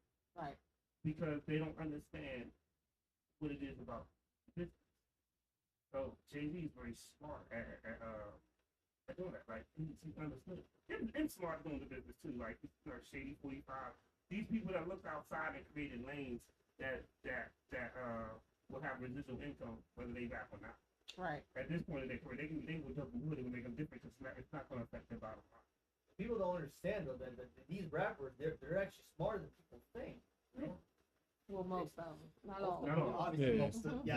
I was gonna say that. Yeah, most. So like you said with Jay, he just bought the street business sense to the to the corporate side of it. He know, like you said, distribution and getting it out there. So it's incorporating what they've learned and what they came up in and learning how to incorporate it into corporate America. And that's the genius part of it. And that's what I wish more minority folks that do have positions could, would do to help try to get other folks some of that residual income. Yeah. Right. Definitely you are so right about that.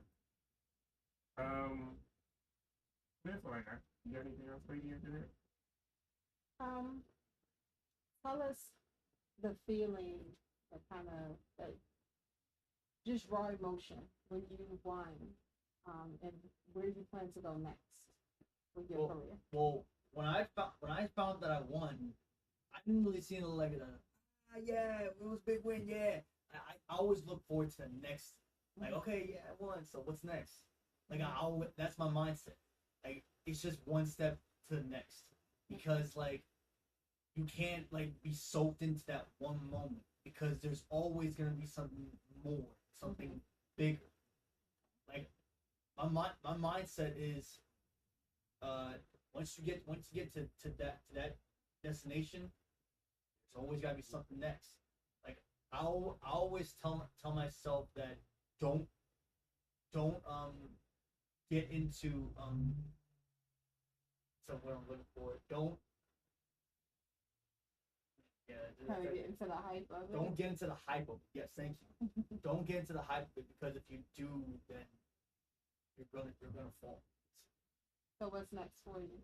What's next for me is I actually have some people that are reaching out to me about doing concerts.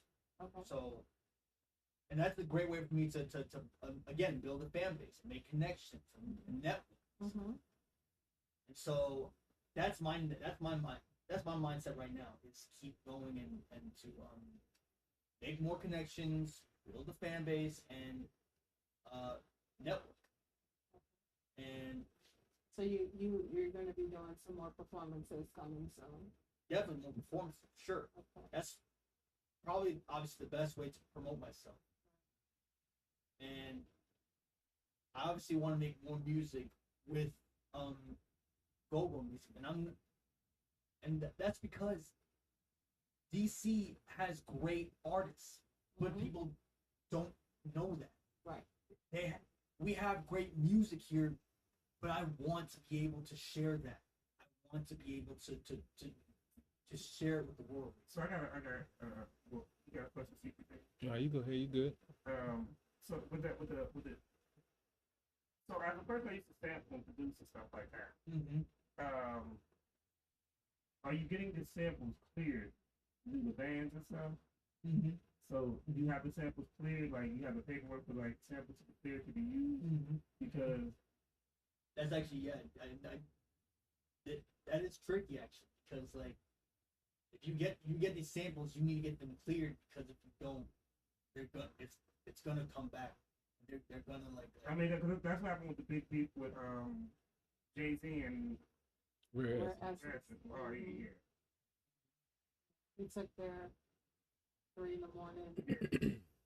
the scenario song. Yeah, they didn't use a lot of other people's songs. They did, but still that was the big fight about it. Yeah. But there's a difference between you performing these songs live and you doing a studio production of their song and releasing that. He did change it up. He did change it. He didn't exactly steal the exact song.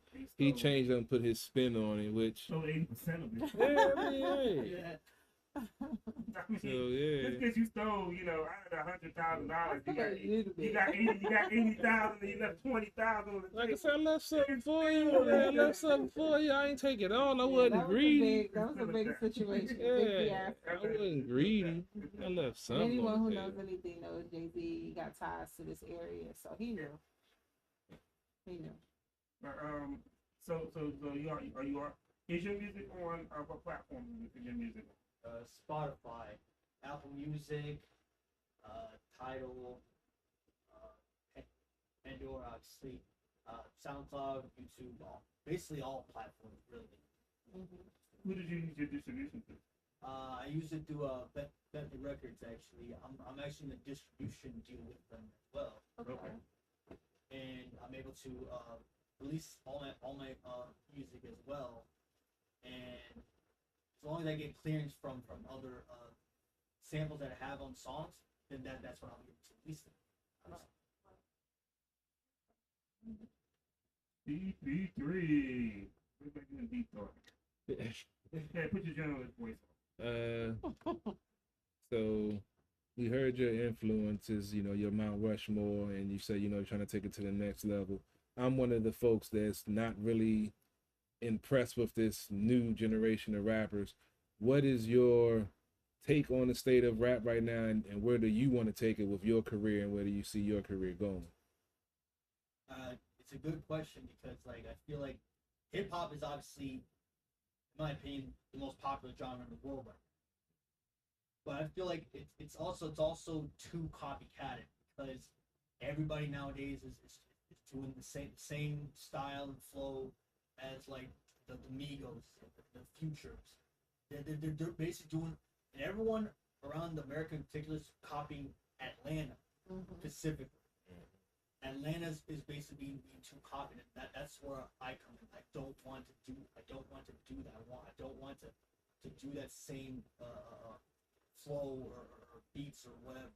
I try to be, again, as different as possible, and that's where I think I can come in and try to introduce new sounds, which is why I sample go-go music, and it has to be done right too, because if it's not, then it's not gonna work. Right. That's true. Hey man, I'm trying. That's 2 for 2. Yeah, we're proud of you. Yeah, the next one. So next time you're shooting a video, we need some video girls to come. You know through. what? Yeah, you know what I'm saying. So I wasn't gonna play the video, but the video's not there. Oh yeah, it's not there, unfortunately, because I actually am doing another music video for it, actually. So so you keep an eye out for that. Okay. Because we just don't play the music, we play the video. Yeah, that's true. The audio is on YouTube too. That's alright. You do the audio's on YouTube as well? Yeah. Oh, okay. But I mean, they can stream it on any other the platforms too. Right. So, but yeah, you music on Amazon as well, right? Amazon. Give me 5 do's and 5 don'ts for the industry that you've learned so far. 5 do's and 5 don'ts. Yeah. Okay, so that's a good question. Do market yourself, obviously. Do like do work with other artists as well. Find like any artists you can find to work with, because they can, if they have a fan base, they can help you introduce you to their fan base, and that's like you get them to become their fans as well. Mm-hmm. It's true. I think that was 2 so far. 3, try to find new styles every single time you create a song. Don't do the same style in one song. That's what I try to do every single time. Every time I create a new song, I don't like do the same as the song before. I try to do another style after the next, to try to find that perfect style that would basically take my career to the next level. And then once I do that, then I try another style. Don't like stick with the same style. That's the problem with debate, by the way.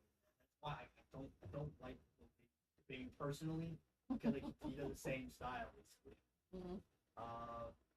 4, be humble about it. Okay, if you do start getting a little success, don't be humble about it, and don't forget. Like, if you don't, you're gonna become an asshole. You're gonna be selfish. Right. But sometimes you gotta be an asshole. Oh, whatever. You do. 5, it's all. At the end of the day, it's all about music. 5, do it for the music. Don't do it for the fame or money, whatever. Do it specifically for the music. If you love it that much, stick with that, and let's make it. That's good. That was a good list. So don't just put your music out there and expect for it to blow up. I did that a lot in my early stuff. I didn't market myself. That's why I had little to no plays when I started, because I didn't promote myself. If you don't market yourself, how are people gonna know your music? 2. That's probably the only one I know so far. I mean, it's not an average question. It's true. I think number 2 for me, I think the only second line I can think of is don't try to be something. That's why I feel like a lot of these cats are doing. They're being something that they're not. If you're basically trying to be somebody else, like they're not gonna see you as you. They're gonna see you as that person. Right. 53. Don't try to be a good person because you're not. I've tried, brother. It's a daily struggle, and The fact that it's a struggle speaks volumes. yeah, but that's the thing. You know, I've been a nice guy, and When? recently, like the last almost 2 years, I've been a reasonably nice guy. Haven't cussed anybody out. That's what he said. I haven't put hands on This is nobody. his version of I nice. haven't caught any charges. That's good. But yet, I still have people that want to try me. And then when that other side comes out, then I'm the crazy one. No, I'm the crazy one. What are you no. First of all, your tone speaks volumes, my love. Like, you need to understand that your tone says it all. We know you're crazy, and it Yes. does not appear that your But I try to kindness is contain. genuine. I try to contain my crazy until provoked, and then when I'm provoked, then I'm crazy. But it's very easy to provoke you. But that's not my fault. When I tell you the things, Nothing's ever your fault. but when I Right. tell you the things that provoke me, and then you do them, then what does that mean? You want to see what's going to happen, Bless your heart. and then I'm gonna give it to you. The Bless question your heart. is, are you gonna like what you get? Yeah. And 9 times out of 10, they don't. Max, Next. Y'all ready to hear the music? Well, let me ask one more question Okay. before we play. This is gonna be my last question. Y'all know how I am. No, it This is ain't. my- No, it ain't. Don't do that. I might have one more question. Uh-huh, see? It will flow along with the interview if I have Uh-huh. another question. But tell us like your dream collaboration. Dream collaboration. It's a good question. But so many artists I would love to work with. It's gonna be a process, but hopefully I'll get to that destination. My dream collaboration would obviously be. I think my dream collaboration would want to be with. Probably I hate with Drake. Okay. Because he would give me like the best hook. Yeah. In my opinion. I agree. I don't like Drake, but I can admit that everything he touches. Everything he touches will become like a hit. Yeah. I like Drake, but that last album was garbage. Oh, Yeah, no, but instantly. he's Hey, talking can we about- talk about that real quick? He's talking about collabs. Okay, we're not talking about that. But can we talk about that? Okay, go ahead. Yes. What's your issue? It sounded like you had an issue. It sound like he was literally just doing like basically club records. Yeah, like he was. basically for the clubs, and it was not working at all. Like- Beyonce did the same. Who did? Beyonce just did the same. Her whole But- album is for the club. But difference is though That's Beyonce. That's and then Beyonce. Drake. Yeah. Drake should stick to doing hip hop and stop trying to do that kind of stuff, man. Because it did not work at all. He said it's okay for Beyonce, not Drake. He's trying to expand his fan base. He wanted to get some of the doom doom doom doom doom people, dancing to his music. See, it didn't work for him. Yeah. It didn't work at all. Some of them LGBTQ. But honestly, when you they look at listen these to. numbers they're projecting for this album for Beyonce, it's nowhere near like Lemonade. We were talking about the Lemonade album earlier. It's nowhere near. It's like not even half of what Lemonade did in its first week. You gotta remember when Michael Jackson did was it Blood on the Dance Floor? Oh yeah. That album, even though it went like double platinum, it was considered a failure because his For other, him. because his other albums had done like 10 million. But even when you look at Janet, when she first came out, she sold 6 million, and they were like, "Yeah, that's nothing." Like really 6 million, nothing. We're gonna play. We're gonna premiere. The second song will be a premiere. First song we're gonna play. She's a Baddie. Uh-huh. And then what's the second song called? It's actually called Drill Time. It's gonna be available on all platforms on August 10th. Okay. Hopefully it'll be as good as the first one. So just to let you know, we're gonna listen to it. Yes. We're gonna critique it. Yes. We're gonna tell you if it's good, if it's hot, or what you need to work on. Yes. So that's the main stipulation that we have when we play music. Yes. So if you don't want me to critique it, if you have weak feelings or anything like that, tell me now so I won't play it. Just let us know. Yeah. I'll let you know.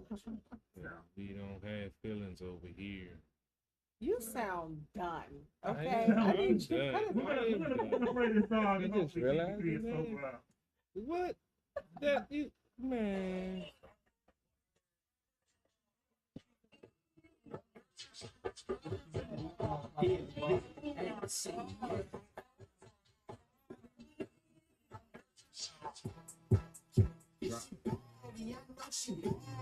Woke up knowing that she baddie. I know she baddie. So now she call me Caddy. She call me Caddy. She's so sweet, her name is Maddie. Her name is Maddie. She baddie. I know she baddie. Woke up knowing that she baddie. I know she baddie. She baddie. I know she baddie. Yes, she baddie. She baddie. In the daily, cause I'm the water to my old lady. Be careful since I like it out here.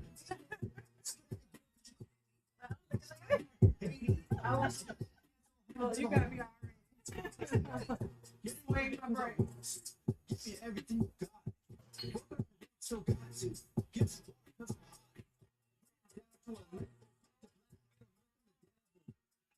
to expect it. She riding me so hard. Hey, hey. She riding me, she just like a star.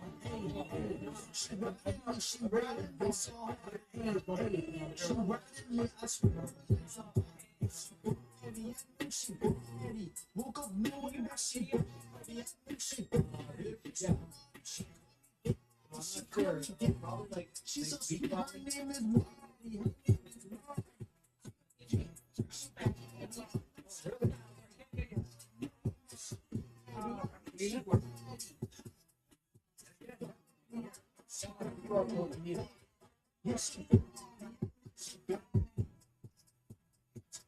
what you wanna do?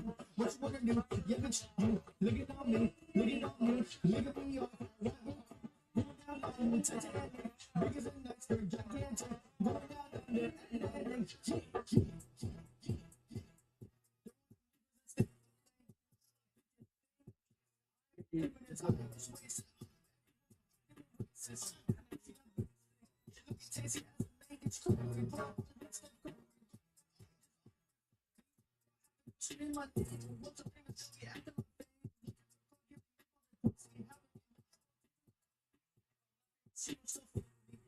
she will want to hug me. At the end of the day, she will love me.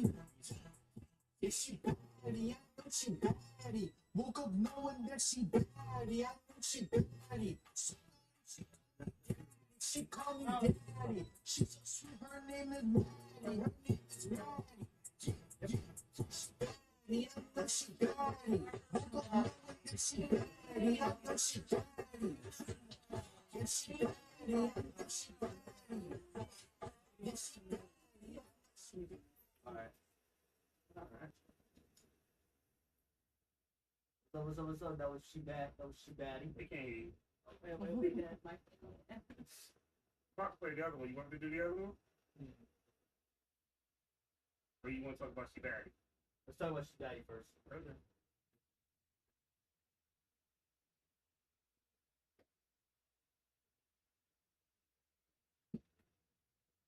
That was She Baddie. Man. So you got to see when he performed that joint, he was standing on a chair. He was getting out there with that joint.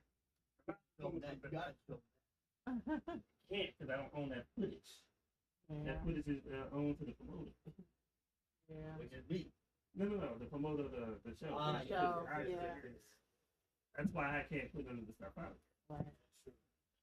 They gotta chop it up, flip it, smack it, flip it down. Wait. No big deal. Yeah, you did. You had a moment. I like the joint. I mean, like I said, it was good. It was catchy.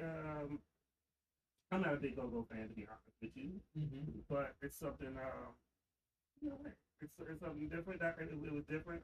Probably the one thing I would say about this, and I remember for your live performances, you gotta get a little bit more breath control this. You gave your song the all. You was like about ready to die afterwards. Yeah, literally.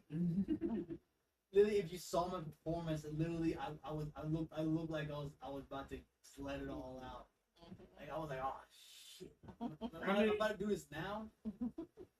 Like, okay. It was that was only the downfall. Like I didn't get to finish because of that. But that's one thing about it's a learning experience. So, it is, yeah.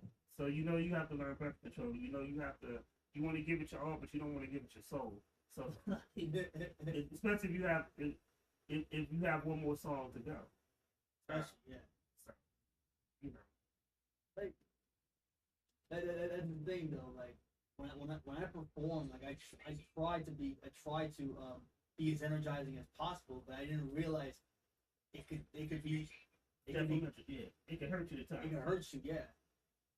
I didn't realize it could be painful to be that energized. I don't know how Travis does it. I don't know how these other high bars do it. That's something obviously I have to work on, obviously. But if I want to be like a great performer, I need to learn how to control myself, control my learn to control my energy, basically. So basically our fourth member of here, Cruel Intentions, is in the comments. He's always like the fourth member of the team. He's a DJ. Yeah. He said, to him, he said the song was okay. He could see playing the Edo perform after the clappers or clappers informed by Wale. He said, and tell him that he knows that he can actually he does lessons on breath control for performing. My man Crew, me and him go way back 20 years. He was a rapper, DJ, producer. Right, so that. What's your thoughts lately? Well, we listened to your song last week, right? Yes. Okay. Right. And I think I liked it a little bit more than I did last week. I like the bounce beat at the beginning. I grew up on go-go music, so I'm there for it. I'm here for it. Mm-hmm. And then after that, I mean, it was a party song. The beat was good. I liked it. Yeah, I could definitely see, like you said, the folks in Martinis, they knew this song because got that bounce beat to it. And plus, I know the DJ 808, my little bro, he's in a go-go band, so I know he'd probably be spinning that joint all the time. But it definitely had a nice feel to it. You know, I'm a go-go head myself from the old days, and the bounce beat has grown on me. So I definitely did enjoy the track, and I could see it being played with some chicks sliding down the pole too. You know what? No, I'm just saying. Everything I can is a see. stripper song for you. Well, when you spend 10 years doing security in the strip club, what you expect? You compare it to see if you can stand. Yeah, you know, see if somebody. You're doing. It really did dedicate to DC girls too. That's why I wrote them. Yeah, and most of them being in strip clubs. No, Yes, not most of exactly. them. Oh my God! See? And then he gonna encourage it. I told you, see? I felt it, man. I felt it. PB has already corrupted our guy. I felt it, man. I felt it, man. I can see Bring him out the dropping. stage. Bring out the stage. Bring out the stage. I can see him dropping from the ceiling I as the don't have joint was any playing. stage this week. I need it. If I Had had I some- known. If I had some dollars and there was a pole Oh here, I my swear God. it'd have been on. You know what? I'm just saying. She baddie, huh? Yeah, Hey, man. just saying. You always just saying. Yeah. You always want to turn everything into a stripper bar. Yeah, when you see me do like this, I'm like, yeah, that's right. I can see him dropping from the pole, from the ceiling. Like, yeah. Splash.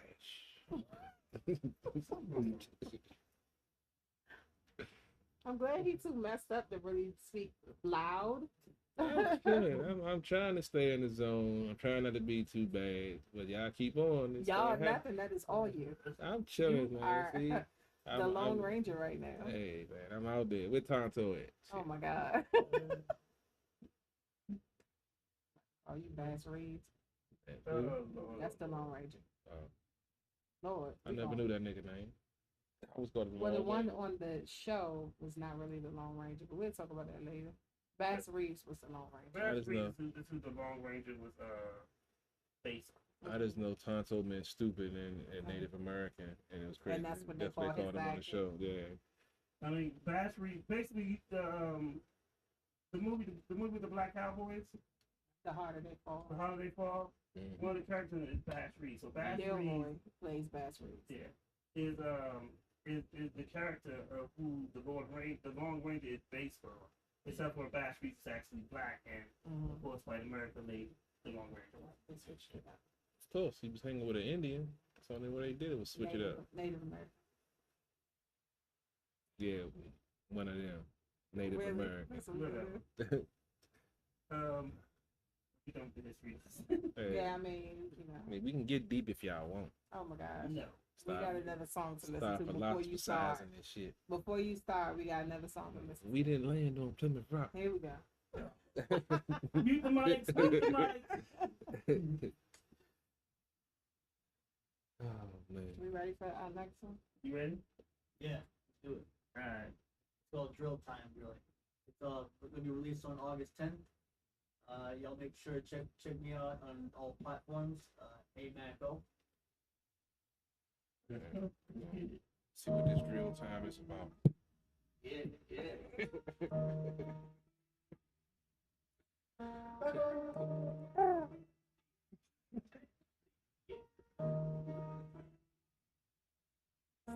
This heat.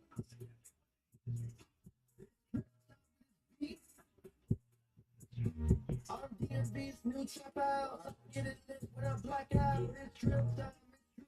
My DSB's new trip out. It's trip time with his beat.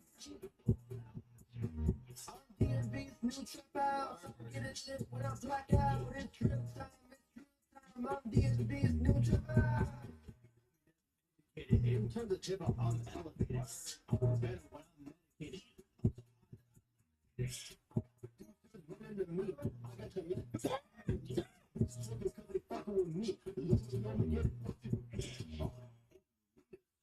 Call me Mr. Luke. Keep myself peaceful and chill like my grandpa. He's blue. Yes, I saw get hype off. Like Cardi. Yeah, I'm really moving. Cause it's trap down in the heat. Heat.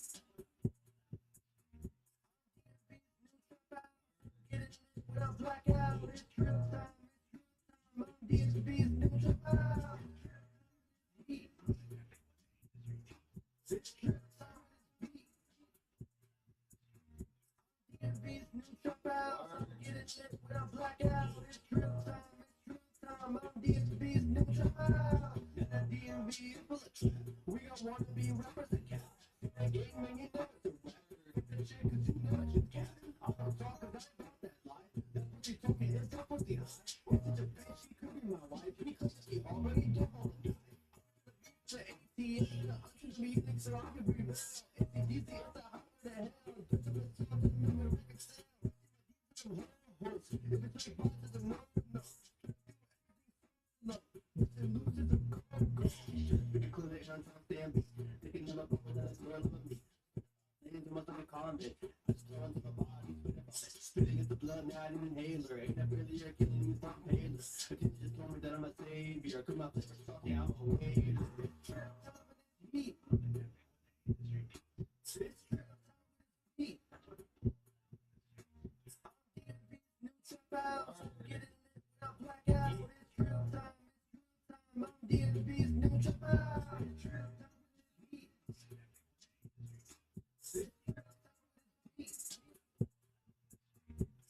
DSB's new trip out. Get it lit when I black out. It's trip time.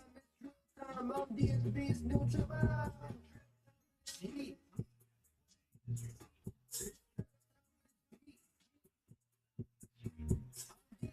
New trip out.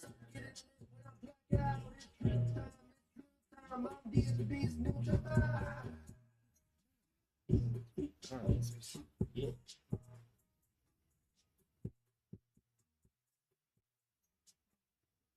Oh, Sanders 3-year deal, $73 million. And we're back. All right. What up? We're back. Want to go first, lady? Yes, I would like to go first. Thank you.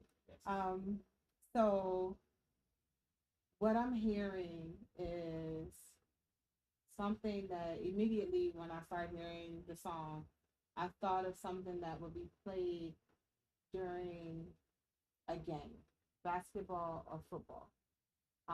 The only thing that I would change under those circumstances are the vocals. The vocals kind of have to have a punch, but other than that, I would shop that to them. They're gonna have to cut it up a little bit, but Yes, that is true. That is true. they're gonna have to cut it up a little bit. But I really, when they're, if you've ever been to a basketball or football game, they'll play some music. I could hear that. I That is true, actually. Yeah. I could hear that. So I liked it. I like the track. I like the beat. I like the hook. Yeah, maybe, Smokes for everything. Shut up. I gotta feel it, man. I gotta feel it. I feel you, man. Yeah, I gotta feel it. And I'm not sure the Ville vibe that I got from it. I liked it, but I didn't love it. But I liked it. That's pretty much all I have to say. I felt it, but I didn't really feel it like the previous, like the Baddies joint. Right. I felt that. This one I didn't feel the same passion that you had. Yeah. I feel like it was the vocals. The vocals, something it needs to come up. Yes. It needs a punch. Mm-hmm. This is one of the times I actually agree with CP3. think like She's a Baddie, you can feel your heart. So remember we talked about feelings at the beginning of the show. We talked about songs, and a good song has great feeling. This song to me was a B-side cut. It's I don't know strong enough to follow She's a Baddie because that song was so high octane and so energy. Right, right. I don't think like even with the chorus wasn't as catchy as She's a Baddie. I mean, I think it's just a cool song. I think it's a song that necessarily I don't say it's a bad song. I think it's a good song, but it didn't pop for me like She's a Baddie. Right. She's a Baddie is one of the joints. Lady Antoinette said, "You know what? I think I like it more this time when I heard it this time." Right. So you know, and then watching you perform it just made me even like, oh, this shit's hot. This one was good, but it wasn't like, oh, this shit is hot. It's not like saying it's a bad song, but I think it could be. I think you could do more. Like that. Yes. I think you could do more. I know you're going to release it. Do put promotion behind it, but I think one of the vocals on it's like to what Lady Antoinette was saying, and the vocals on She's a Baddie was a lot clearer. However, I do know this is a way that it came from a wayside, so it can be mixed. The vocals turned out. I just think the hook is just not as strong and as catchy. Like I can still hear She a Baddie, like even after. Right. I kind of agree with you. I really don't see that as a good follow-up to, She's a Baddie. It kind of curtails the momentum that you have, going with that song. I think another upbeat, bounce beat joint, I think would follow up. I think that would make the transition a little bit better from going from that to this right here. I think that's kind of the contrast that's kind of throwing it off also. It's a big too. contrast. Yeah. Yes. It's a big. And I'm not saying you shouldn't shouldn't have risk with your music, but when you do a risk, you want to be calculated, because people are going to be expecting something else, and you want to make sure you deliver. And your audience, listen to your audience, because your audience tells you. The greatest thing I've heard 50 Cent said was he hated when people say, "I made this album for me." He said, "We made the album for you." He's like, blow that shit up and throw it away. Because when you make an album or when you make a record, you make it for your fans. So go in the direction of what your fans is talking to and what your fans. Basically saying give the fans what they want. I feel you. But I feel strongly about, if you get them vocals back up. Yes. I mean, it's not like a bad song. We're not saying scrap it. You know what I mean? But I'm saying, I think for that song, the best way to shop that is to hit those. Like, I could see a team doing drill. Yes. You see what I'm saying? And shout out to my man Cruel Intelligence, because he's basically echoing some of the same things that we just said. He's like, yo, these are the second song. It's okay, but when you start with a record like She's a Baddie, you have to keep the energy up. Right. So, and what it is you raise the bar really high. You got that, what we said about Formation Unlimited. You raise the bar high for yourself, but now you have to live up to the bar that you raise. It is kind of a hard thing to do because, like you said, you raise the bar so high, it's hard to follow up on. Yeah, that's kind of how it was at Martini's. Like it was hard. It was hard for other acts to follow, but it bar so high, like I try so hard to maintain that bar or elevate it. I mean, and here's the thing: it's always a learning experience. Like when we have these things, it's like, yo, honestly, it's we have conversations like this with upcoming artists because we want people to be prepared. A lot of people ain't even prepared. They're not prepared for success, and they're just not prepared for failure. So they don't know how to cope with it. So we tell these things, and when we get constructive criticism on, so that we can help build you to put you in the right head and stuff like that. We never do this on the notion that we want to tear people down. We want to do it on the notion, or we want to build people up. Yes. If someone told me, hey, like, yo, 151, you should do this, and that would include the podcast, I gotta take that into consideration. That's what we do. Right. but like I said, the potential's there. Yes. But I don't know. You know, you're gonna release it. You're gonna release it. So if it's said to be released, release it. But I don't. To me, I don't think that's like she's the baddie. Like even with the video that you had that you're gonna reshoot, like the video that you had was out for like several months and you had over 5,000 views on it. Right. You know, that's the momentum. So you don't want to kill that momentum. Yes. And you want to continue to ride the wave, and that's how you build your fans and stuff. Right. Right. You know, you do want to diversify your music, cool, but you also want to give the music that the people. When you set the bar high, you got to continue to be to perform at a high level. Yes. I hear you. I hear you. And we got more questions when we hit them. What? No, I was just thinking about something. So, you know, I got that submissive track that I was trying to get Renegade to jump on, and he ain't really let me know what's what. I might got to shop it to you, man. See if you can throw a couple of bars on there. Because I do beats myself. I got a SoundCloud. I got a, you know, artist I was working with until he decided to have 2 kids in a 1.5-year span, and you know, change the whole trajectory of his life. But yeah, I'm definitely because that dude had talent, man. And I was like, man, don't do nothing that's gonna jeopardize it. We put his album together. My first track that I produced, and next thing you know, boom, she pregnant, and boom, she pregnant again. Didn't even wait 6 weeks. I told him. Damn. I mean, you probably could have done the same if you're not. You probably got kids this week. The 6 weeks. Nah, if they say 6 weeks, I'm waiting 6 weeks. You waiting 6 weeks? She got 2 other hoes. Now, so just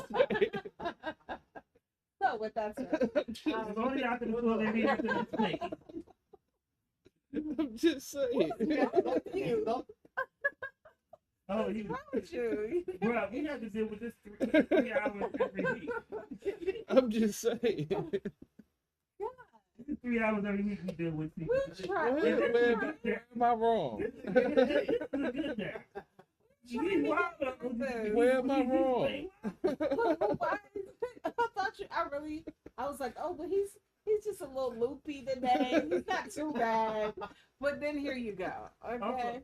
Also to the attention, Angelo said that he would definitely, definitely release it as a second single, but definitely put the dollars and promotion behind the She's a Baddie. Yeah, because that's the strong of the two. Right. Yes. That's where I'm really focusing on right now. It's that single. Yeah. That's and I want to see if I can try to like I want to do the same thing. I'm saying do something similar, like. Just try to keep the momentum going. Yeah, that's right. Well, I will say, I appreciate you coming in and visiting with us today because you bring an energy about you, and I like that.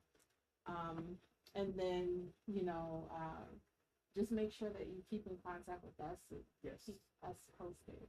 Yes. Where you're going, what you're doing.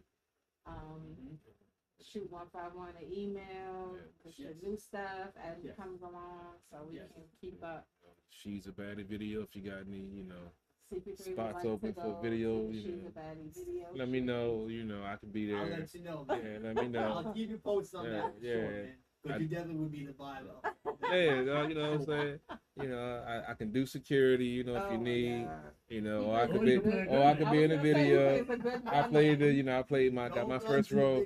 Okay, all right. Yeah, no guns, or at the set. If I don't need, look, anywhere. We needed the prop. All right, it just happened to be real. That's all. We need to put that. Yeah, you gotta put that. You gotta put that in the car. Yeah.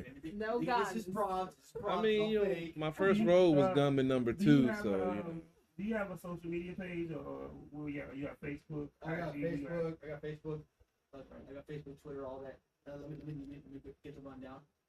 Obviously, Facebook, AMACO. On Twitter, it's at AC_Macco, all caps. On Instagram, A_Macco703.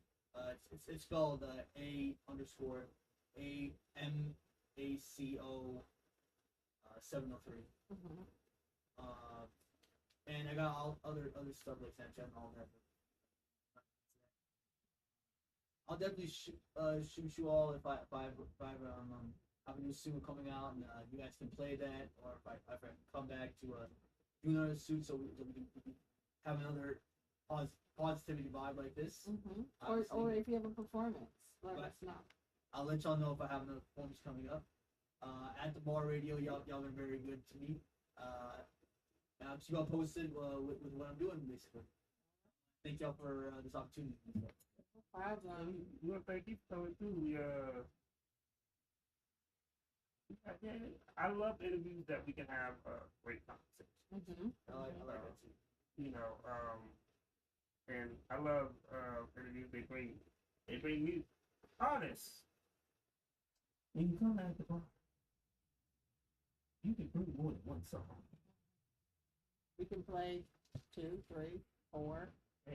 They might play a whole album for you. I mean, we've done listening sessions with people. Yeah, we've had that before, but like you said, it's the business aspect of it. It's about getting your music out there, bringing in new audiences, and like you said, expanding your fan base. And that's the only way you're going to do it is by, you know, hitting different markets. Like I said, you definitely got the business side and the game plan. And unfortunately, most of these other folks, they don't want to put the work in like you're putting in. And that's what I say when it comes to my sports show. And when it comes to artists in this game, they want to live the lifestyle, but don't want to put the work in to get there to get to that lifestyle. And with that, the bar, y'all, they just taught me a lot, man. Not just rap wise, but business wise as well, man. Without that, man, I probably wouldn't even know how to do stuff, man. I want to thank y'all for that. That's what we do, man. That's what we do. That's one of the things is when we, if you don't share the knowledge, you can't expect people to have knowledge. Right. You know, because so many people are, oh, well, they don't know this, but did you tell them? Right. There you go. Did you teach them? You know, are you standing there complaining, or are you going to be part of the solution?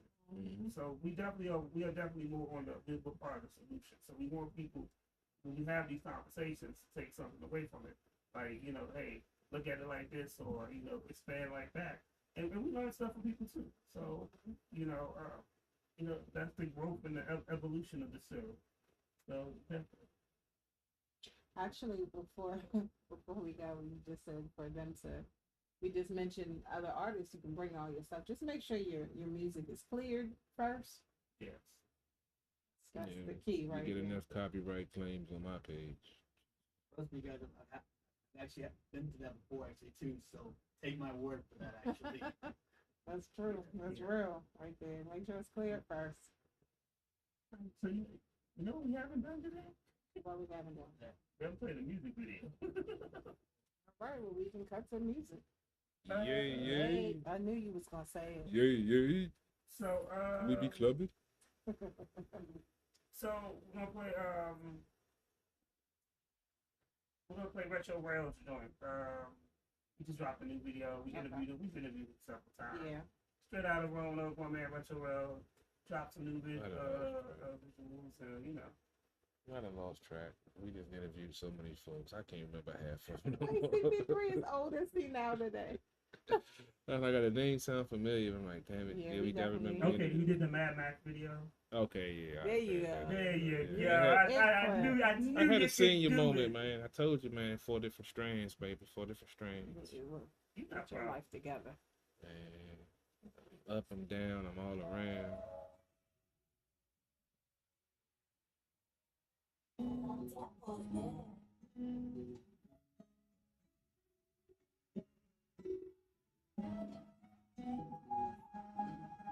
Yeah, sometimes I run from love.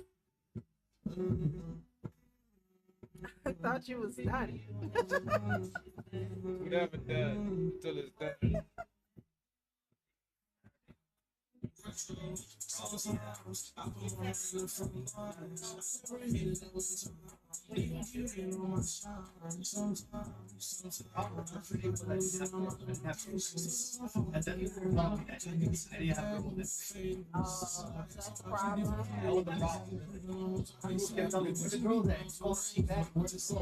feel like I'm So, who shot the first one? Really, it was the amateur. Oh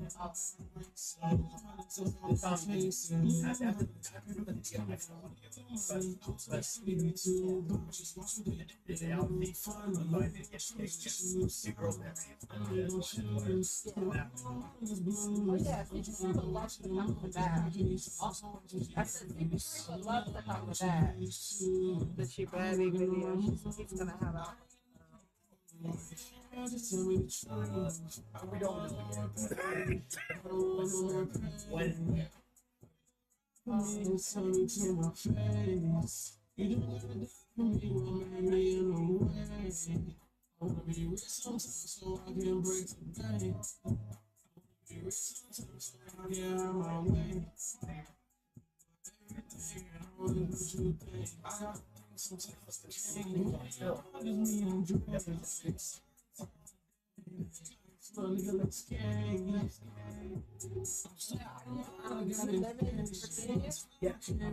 Sometimes I wanna say, sometimes I put my heart in the front line. I never hated no time. They gon' keep hating on my shine. Sometimes I feel like I'm losing my mind and my patience. I feel like a nigga won't make it. I get to the bag with no favors. So I keep different flavors. I ain't saving. I just be going away. Just I'm fool to perform. Oh man, I just split her inbox before, man. Too old for it. Too old for the chick to inbox. How old is she? Just turned 30. Yeah. Got him old, man. You could be her dad. Shut up. Oh man, he retro rare. He Already got one here to deal with now. Yo. So I guess we're about to wind this shit down. Okay. It still ain't talk about a couple of things you said we was gonna talk about. What you need to talk about, CP3? We was gonna talk about oh yeah, we gonna talk about the preacher that got robbed on the live stream. Yeah. What else? The preacher that got robbed and what else? What else? That's all I put about the Beyonce album. We was all gonna talk about, man. We always say we're gonna talk about so much and then get sidetracked. Okay, but you here to tell us? Come on. Well, like I said, we're gonna talk about the preacher that got robbed. We can talk about the state of the churches and not getting taxed in this country. The fact that he had $1 million worth of jewelry, him and his wife, to get robbed on the live stream. Not to mention it's fucked up to rob a church. A pastor doing a Sunday service. I ain't mad at the church not getting taxes. I'm mad at him for doing what he did. Well, I'm mad at the taxes. I'm not mad at the church. I'm not here. The church don't need get taxed. Come on now. Because they're nonprofit. Right. Here's the thing. So you can't look at, you can't penalize the rest of the churches for people like him. But the church is declaring. Don't confuse the church with the preacher. It's supposed to be church and state supposed to be separate, but the recent overturning of Roe v. Wade is by mostly what type of people? Religious right. Religious right wing conservative. No, they're claiming. See, here's the thing. I can't. If you claim to be religious, I'm not just gonna take that and run with it. But that's their interpretation of it. No, that's what they're claiming. That's their excuse for saying we don't want you to do this, and our excuse is because of religious reasons. That's not it. That's what's fueling. That's what's fueling it. But we can't blame the church for that. Like there were people that were claiming they were religious back in the early '90s, late '80s, and they were bombing abortion clinics. So they were like, oh, the fetus life is this, but then they were bombing clinics with people in it. That's not religion. There's a lot. But that's because religion is fueled behind it. Their thought process. That's not. So we can't. But we can't blame the church for somebody that's just like the terrorist bombers that take the Quran and their own, interpretations. The same thing. Right. So at the same time, we can't take the church not paying taxes and fault them because of some people that are misguided. I'm just saying, two separate things. It's two separate things, but it's still something that they need to be looked at in this time and day. Back in the times when that was put in there was taxes and tithes, and the church was getting over like a fat rat, and they cut that out so they could stop taking advantage of the public. But something needs to be done, because when you have a preacher that's supposed to be given to the community, I can't see how he's able to live that lifestyle and still provide for his parishioners in that manner. So meaning that man. But we know this isn't just one man. We know this goes on in a lot of churches across this so country. we should crack down on that happening. Yeah, and one way to do it is by taxing and looking at their books and seeing what's going on. Really, I feel like outside of the taxes, I feel like if you want to, first of all, most nonprofit organizations, what you're supposed to do, you're supposed to submit your financials. I feel like people need to pay closer attention. Yeah. That's the main thing right there. You need to crack down on that to make sure that they're in compliance and threaten to take their nonprofit status if they're not in compliance. That's how you handle that. You shouldn't take it away completely because then you're going to be hurting everybody as a whole. I mean, that's like me saying, oh, this dude over here was smoking weed and he did something real stupid and illegal. So because he did something stupid and illegal while he was smoking weed and he was high, oh, everybody who smokes weed should now not be able to smoke it because it makes you do bad things. That's the same thing. You can't group everybody. I'm just saying it needs to be looked at. If you choose to follow a preacher that dresses like a rapper, they got more gold than your average rap star, then that's your choice. Right. However, that ain't the message of the Bible. Yeah, I'm just saying the books need to be looked at. If your pastor is Gucci down with all the most expensive jewelry ever, driving an insanely expensive car, not just like a Cadillac or something. No, I'm talking insanely expensive. Okay, something ain't right. The church has a responsibility. I told you, it's his choice, but you have to also look at the salary that has been provided to the pastor because the church is supposed to vote on those financials.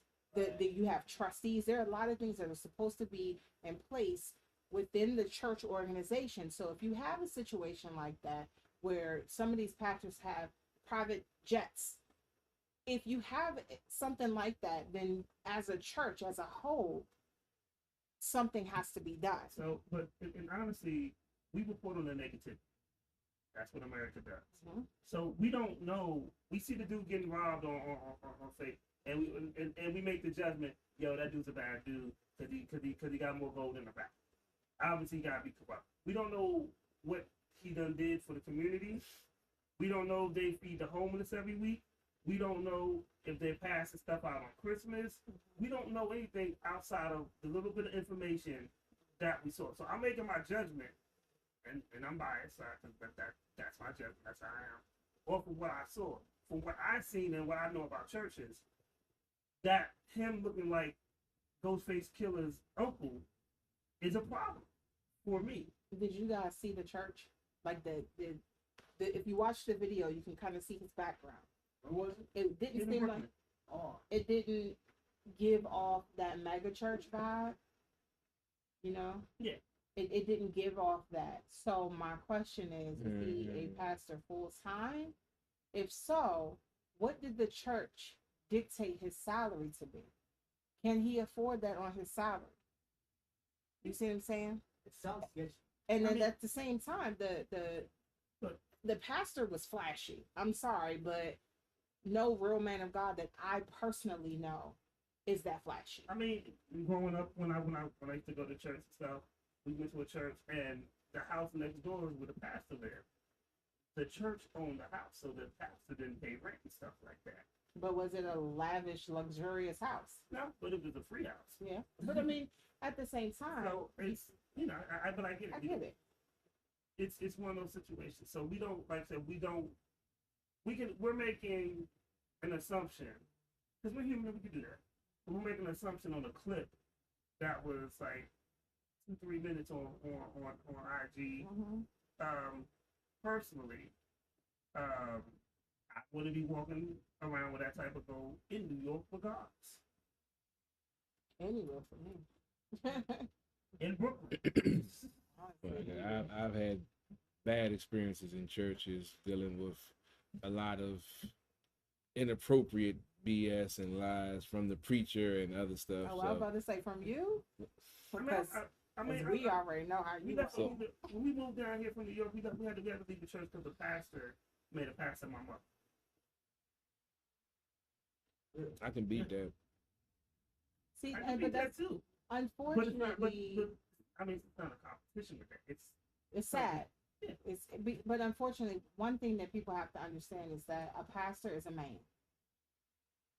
He should have higher standards than what we have as other people, because you're the one that's tasked with leading people into a certain direction, which is considered the right direction. You know, biblically speaking, if you're a pastor, that's your job, that's your responsibility. But when they mess up, you can't be but so surprised, because at the same time, he's still a man. Well, he's seen as a bad guy. But again, he said he's a preacher. And he's flashy. Yes. So if he does that, then you're gonna assume that. I know a pastor that they used to counsel couples and then sleep with their wives. And that's sad. But yeah, he's a man. Unfortunately, like I said earlier, What you about have a how lot the of gay male love misguided people. Huh? What about had a gay male love? I mean, we've heard of these stories. Yeah. I mean, look at the Catholic Church. We heard a lot of stories. Oh yeah. Mine was on TV. This happened like in the late 80s, early 90s. He was on TV for that shit. But Yeah. I mean, unfortunately, we will have these type of things. And real talk, I wouldn't. I don't have that calling to be a pastor of any capacity, because that's a lot. That's a lot that you got to deal with. Yeah, definitely. And you know, some people stray. Some people, they're knocking out the park. They're doing good, but they're still human. You got to keep that in mind. So I mean, it's kind of like being a president. People expect a lot. Yes. You don't deliver. Or when you mess up, they automatically blame you. I mean, it's like being a celebrity. You're held to a higher standard. So Yes. when you fall. Yeah. That's what I'm looking forward to. So people gonna have high expectations. Yeah. Well, when you're any position of leadership, or if you have a certain amount of power over a genre or people or a situation, and you have a say so in something, they're gonna look at you in a certain way. Definitely. Yeah. So I got unfortunately, his stuff may have, you know, it hit the fan in front of everyone, and they were live streaming. I mean, that was pretty bold for them to rob him while he was in the middle of a sermon. I mean, I want to know what that was about. Like, because they've been watching. Right, but to do that I mean, Yeah, me personally, if you believe in God, you shouldn't do that. Even if you felt like the man was corrupt or too flashy, I just wouldn't do it. That's still a church. That's He's a probably fear. still a I have. church. You said But what? it's still a church. And Well, they people said the thought the dude in the back. The dude in the back just sat He there. I was heard. sitting there chilling. He was really calm, or he was frozen with fear. I'm not trying to necessarily say, but it was kind of, he was just sitting there.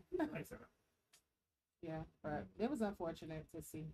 It is what it is. It was, but also a life lesson too, that material things shouldn't define shouldn't define your character. I remember saying something to someone that I knew, not naming names, but someone was very deep in a certain lifestyle, and they started to be flashy. And the first thing I said is that when you're flashy like that, no matter how much money you bring in, when you're flashy like that, people are looking at you. Mm-hmm. And when they're looking at you, they're going to want what you have. They're going to want to take your spot. They're going to want what you have, all that. Attention is the worst drug in the world. And I said it, and something happened. That's why whenever I go places, I try not to show off anything. Mm-hmm. Because that will cost you. Yeah. If you be flashing, showing off what you have, that will cost you. Yep. Especially with celebrities, it will cost you. Yep. That happens. So CPT, so the thing we're doing the OnlyFans.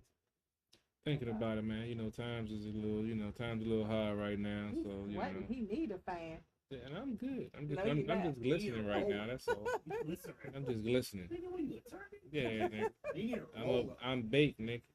So I'm still thinking about it. Times a little hard right now. So Nick gotta do what he gotta do. What if they got a foot fetish and start showing your feet?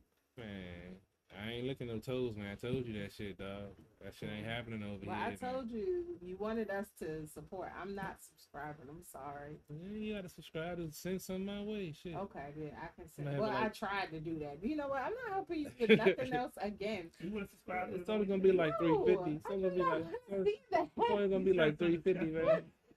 So And I'm not sending nobody your way because for those who don't know, I have tried on numerous occasions.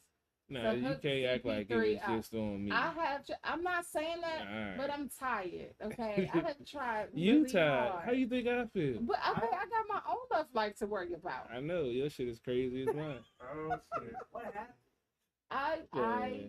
put CP3 on my social media. I have quite a bit of followers, and Trying to give me a young lady. I was trying to get him a boo. And- Numerous times. I think I did it twice, didn't I? Yeah, like twice. Yeah, Yeah. I tried it, And it we'd was talk. exhausting. I mean, yeah, we'd talk, but then they'd fall off because they some of them be weird. Some of them, don't understand, a nigga's schedule. Some of them think that my radio persona is my real life persona, and they can't even watch the show and shit. Yeah, So, that was the funniest one. bruh, it's The like, one that said, I can't watch the show because of the stuff that you say. like, come on, it's comedy. This is just for the show. Some of it's real, some of it's not. You got to figure it out, but You're don't ratchet. assume You're ratchet. that Just everything. admit it. I mean, I have lived a full life. I'm not going to lie. I I've had. talk about females on the show, then Yeah. she's like, I can't watch the show. I And then mean, one thing I remember, that wasn't anybody that I knew, but I remember when you spoke of, you were telling a story about a specific young lady, and she made commented herself like, known, "That's me." yeah. Like, Yeah. I God, mean, she proud. Nothing wrong with that. terrible. She was That's proud. terrible. We had a good It's time. difficult for We me had a to good do that. time together. That was a good. That was a good. That was a good week and a half. The name, you can't even remember. I remember her name now. I remember her name too. I ain't gonna say it because I don't know if she watching. Yeah, Oh, I I know ain't, what you talking yeah, about. I ain't dropping no name. That's the one that you went on a trip with. Yeah, yeah. So sometimes you gotta go out of state. Shit. You keep dropping information so she gonna know you talking about. Hey, She I- probably still watching. It's been several. She know about it. Oh, my God. I've done several trips. I'm just So they could out. all sit there and scratch their head like, who is he talking about? Oh boy. Call me and find Way out. Too much info. You Yeah, said call he me. said call me and find out. Time is hard. Shit. I don't mind recycling booty. Call me and see if I'm talking about you. Yeah, I don't mind recycling booty. Oh no. Gotta Even conserve. Jay had to laugh at you this time. Gotta conserve, man. Times is hard. You know, CP3, you just go way off the rail. Inflation is a motherfucker right What now. does inflation have to do with it? Gotta reuse things, man. You gotta recycle. So because of inflation, you gonna reuse people? Yeah. No, Like that. sounds bad. What's wrong How with you it? disturb individuals, CP3? We all do it. We might not be proud of it. We all do it. We all recycle people every now and again. That's what you call. First of all, the term recycle, it just sounds really When bad. was the last time Because you that's recycled? I like circle back. Same thing. I just call this know. different. Same. Thank you. Because when you recycle something, it's like you could discard it, But you choose to reuse it again. reuse. You could be Well, God. that's implying that you're using people. Nah. Yes. I mean, it depends on who the person is. They're getting used for that amount of Oh my time, God. and then they can go out in the free world and do whatever they want after that again. You don't really know that. Come on There's now. no statement We've to all that. had those moments and those Oh, people. yeah. But you said so proud. Because we Yes, all I got to reuse talk about. people. We all What? got to talk about it, man. We don't talk about it, man, and that's the we problem. do talk about it. No, we don't. We talk about it, but we don't talk about it. On some levels, that's what some relationships are. Using people. No, just a physical, using of body orifices. So Fuck it. yes, using people. Yeah, But I'm glad you said body orifices. I'm not trying- gonna let that go. I'm just saying. I was watching Discovery ID early, man. What? Sorry. I was watching What? different shit. Are you sure It it was just popped in my Discovery ID? I think it was a medical joint. I think that's what it was. But this is stuff because I know I've been in situations where I've had a physical relationship, and because we had a physical relationship, she assumed it was a relationship. That's because you didn't have that conversation. Yeah, Yeah, that's the thing. We've had the conversation, but they assume because No, the But here- conversation But was the not difference is clear. My physical relationship ended up so real. Yeah. So here's the truth. As men, we don't really.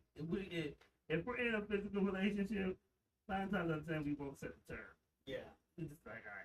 See, See, I do, so it's no gray I area. have learned in my life that you have to be very clear on it. Yeah, you do. Because So it's no I'm not gray trying area. to have nobody jumping on my bushes. So let me tell you you, know, like, hi, like, no, I want to go home and go straight in the That house and have sound like nobody jumping personal. out. That sound like a personal story. I'm just saying. So ladies, I got a personal story about that. See, it wasn't my personal story. See, there you go. Baby. So I had a girl that she was an ex-girl. So we used to physical thing every now and then. She worked close by my job, hit it off, go home, whatever. One day, she came to my job when I wasn't there. And she asked my assistant manager, she's like, oh, is Raheem here? And he's like, no. She's like, oh, well, tell him his girlfriend came by. And my assistant manager laughed in her face. Because she knew that it wasn't the girlfriend. Yeah, exactly. So then she called me on my phone with her girlfriend on it and was like, well, he called. I went by your job and your employee disrespected me. And I was like, what did he do? When she told me the story, Yeah, why are you saying that you're my girlfriend? and I was just like, First of all, Why are you stopping by my job? that's the first That's thing. the first And I was thing. just like, yo, when we speak in relation, I said, what you with a whole nother nigga 2 months ago? Oh. And she was like, yeah, and I was just like, so what would make you think we're outside of this? Yo, we call each other, I hit it off every now and then, whatever. And she was just like, well, and my friend was like, I told you he wasn't shit. I was like, and I'm not, and neither are you. So why I said, why are you even on this call? But at the same time, when I think about it in retrospect, I didn't define a relationship. Yeah, and that's the problem. I Yeah, would say define this: if you're dating law enforcement, Oh Lord. Oh damn. please make sure that you set those parameters of the relationship. Number one, It don't make no. It and don't make no number difference. two, It don't make no difference. answer their phone calls. So you cannot ghost them because you will end up getting pulled over randomly. Side note: They will a find nigga, you. a nigga knows. Trust me.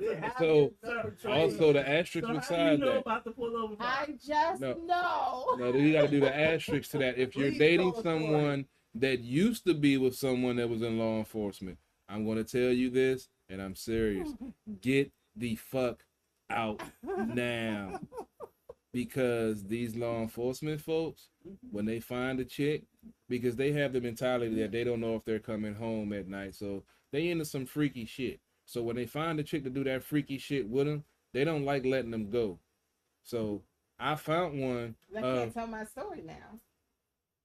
Thanks. Please tell your story. I was speaking from my experience. I don't know about your No, I experience. have to be looked This at is from my experience. I don't know about her experience. I'm speaking But on you my. were speaking in a blanket term, so now if I tell my story, I'm just everybody telling will folks be like, well, what beware. was you doing? So next week, She they'll be just came calling back from you Aruba. Right, She just came back from Aruba, y'all. Oh, don't do me like that. Damn, why are you exposing her like that? I came back from Aruba, but that means nothing. Mm-hmm. What? What you think happened in Aruba? Nothing. I don't know. Came back different. I did not come back different.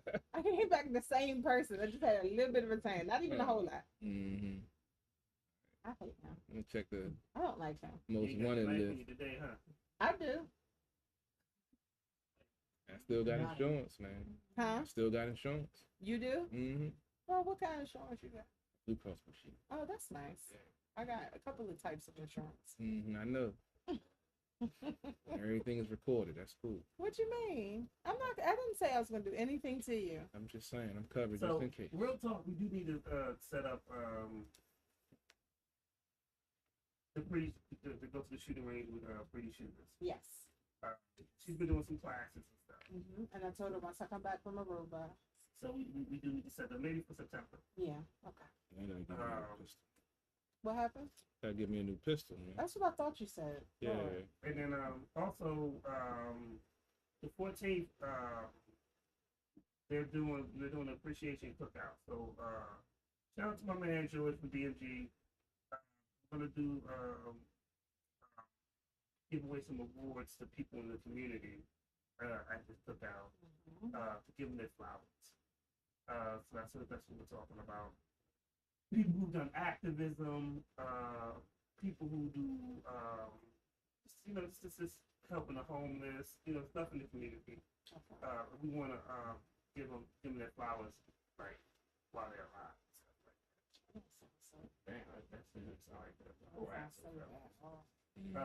But we want to be able to celebrate people when they're doing right. Right. And I think we don't do that enough. You're right. Very true. Very true. Yeah, it's going to be August 14th. And then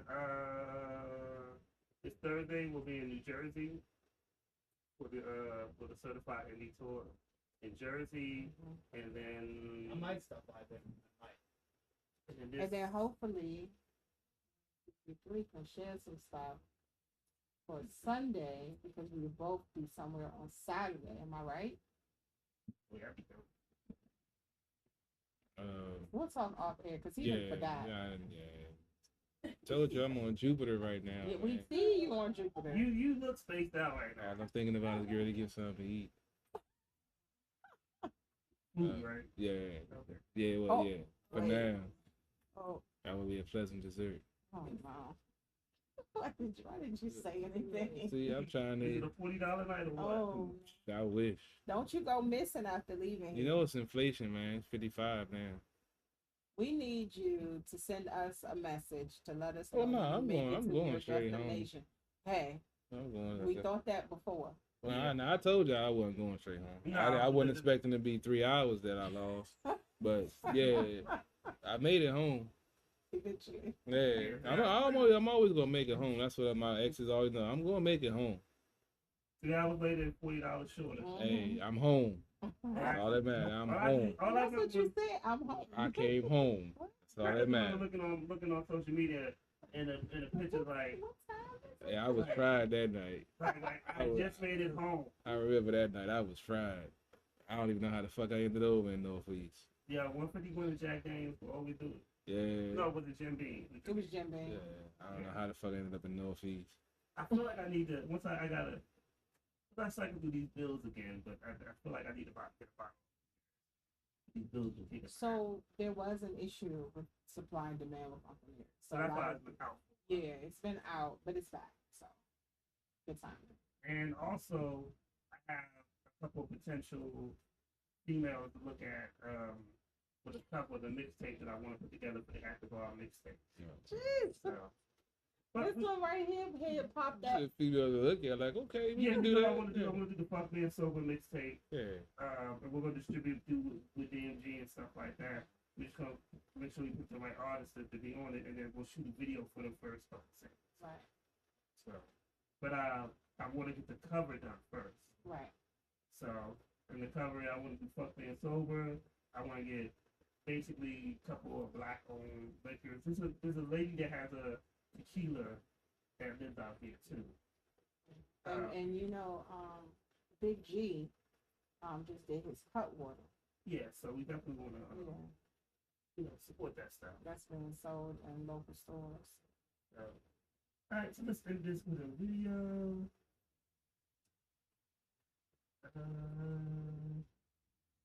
Oh man. Should we do Gunman number 2 video? Yeah. We good? All right, we're gonna do Money Combo. We about to be out. All right, we'll see y'all next week. Yeah, see y'all next week. Shout out to Gunman number 2 in this video. No doubt. That's why I should contact. I should contact the chick that we had in the video. She's Yeah, on Jordan. Oh, Yeah, Lord, here you Jordan. go. Yeah, I gotta be in that. Don't encourage CP. Right. Ooh, boy, I reenacted that scene a couple of times. Yeah, you Matter of gotta fact, do that just again. watching you throw on the bed right now, you thug. You motherfucker right. Like, no, I didn't feel right. We gotta do it again. Yeah, I bet. How you gonna retake a throw on the bed We scene? did that shit like 3 times. No words. Hey, man. It didn't feel real. Yeah, shout out to Renegade. We working on something. Yeah, I think Finn's going through a couple things. We really see we got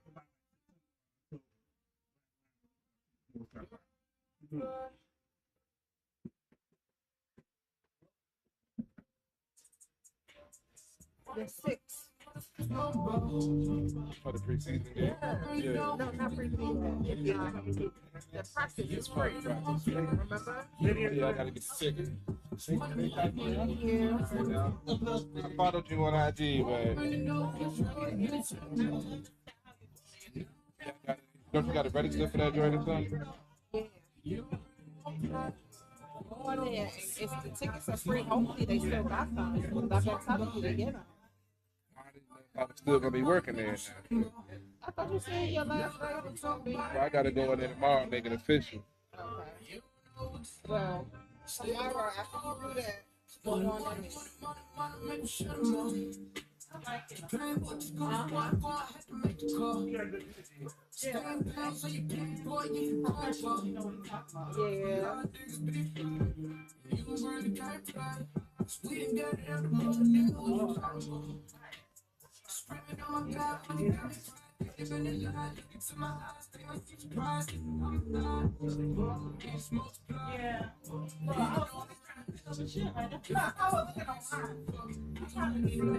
They gonna catch up, man. Like, see how keep it. You know, it's really easy. But they got me working Wednesday. You can get me right, what you talking about? Money, money's what I'm talking about. You don't really know what you be talking about. Yeah. You don't really want play. You don't know what to say. It's money's what I'm talking about. You don't really know what you be talking about. You don't want me to find what's really talking about. You don't really want play. You don't know what to say. It's money's what I'm talking about. You never cross these borders. I'm whipping it up, quarter and seat. I swear that I'm cooking these orders. You talk about me, you better just hope that you can just really afford it. I'm balling, I'm winning. I'm feeling like Robinson Horry. Nigga, I'm scoring. I count in the morning.